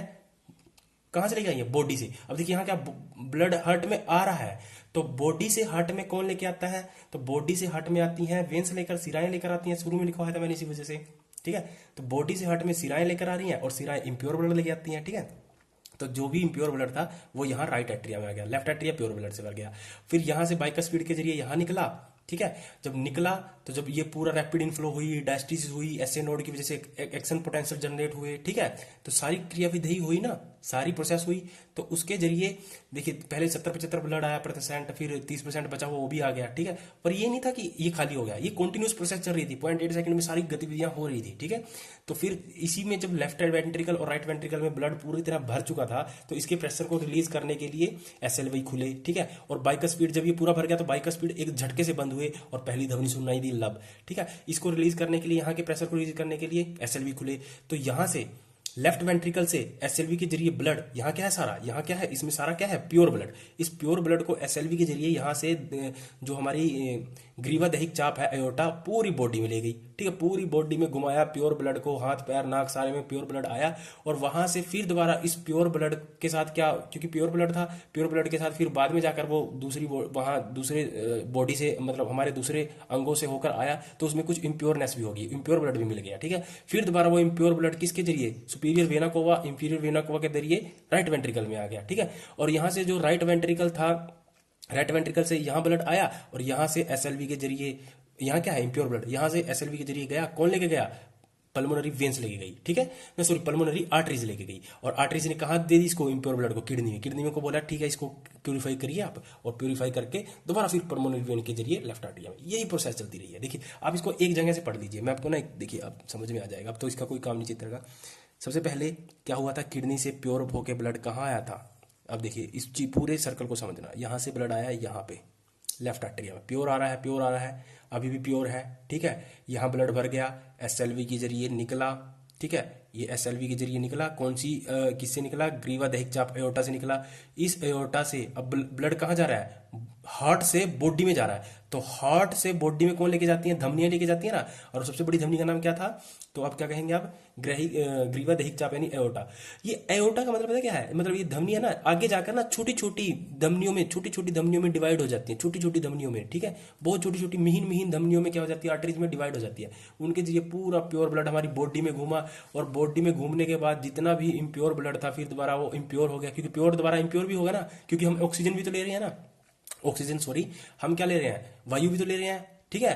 तो जैसे ही हम वायु लेते हैं तो उसमें ऑक्सीजन CO2 सारी चीजें होती है, तो CO2 मिल जाती है तो इम्प्योर हो जाता है, ठीक है। तो अब देखिए यहां से क्या हो गया, ब्लड अब पूरी बॉडी में घूमा, इम्प्योर हो गया। अब पूरी बॉडी से इम्प्योर ब्लड था, उस इम्प्योर ब्लड को इकट्ठा करने का काम बॉडी ने किसको दे रखा है, वेन्स को। सारी वेन्स आई, छोटी मोटी जितनी भी बॉडी में वेन्स थी सबने क्या किया, इम्प्योर ब्लड इकट्ठा किया। और कुछ वेन्स ने क्या किया, इंफीरियर वेना कोवा को दे दिया। इंफीरियर वेना कोवा को किसने दिया, जो हमारे शोल्डर से नीचे की जितनी भी सिराएं हैं ना, जितनी भी वेन्स है, उसने पूरा इम्प्योर ब्लड किसको दे दिया, इंफीरियर वेना कोवा को। और शोल्डर से ऊपर की जितनी भी सिराएं थी छोटी मोटी, उन्होंने एक बड़ी सिरा सुपीरियर वेना कोवा को इम्प्योर ब्लड दे दिया। और दोनों से ब्लड इम्प्योर ब्लड कहाँ गया, यहाँ यहाँ आया। यहाँ से फिर टीसीवी के जरिए यहाँ आया राइट वेंट्रिकल में। और राइट वेंट्रिकल में जब प्रेशर को बढ़ाया, इसका सिस्टोल किया गया, तो एसएलवी खुले। एसएलवी खुलने से ये दोबारा इम्प्योर ब्लड कहाँ चला गया, किडनी में चला गया। और किडनी में फिर इसका प्योरिफिकेशन हुआ, फिर यहाँ आया ऐसे, फिर ऐसे गया, फिर ऐसे गया, फिर ऐसे आया, फिर यहाँ से फिर यहाँ गया, फिर यहाँ गया, बड़ा मजा आ रहा है इसको। फिर यहाँ गया, फिर यहाँ आया, फिर यहाँ गया, फिर यहाँ गया। देखो ऐसे चल रहा है ना सर्कल, ऐसे सर्कल चल रहा है ना, यही तो है कार्डिक साइकिल। और क्या है, और क्या इसमें कुछ पढ़ना है, यही है कार्डिक साइकिल। अब आपका कार्डिक साइकिल खत्म, ठीक है। अब डबल सर्कुलेशन यही चीज है, समझ में आ जाएगा, कल समझ में आ जाएगा, ठीक है, या दूसरी क्लास में दे दूंगा। बहुत बड़ा हो गया वीडियो, तो thank you, all the best.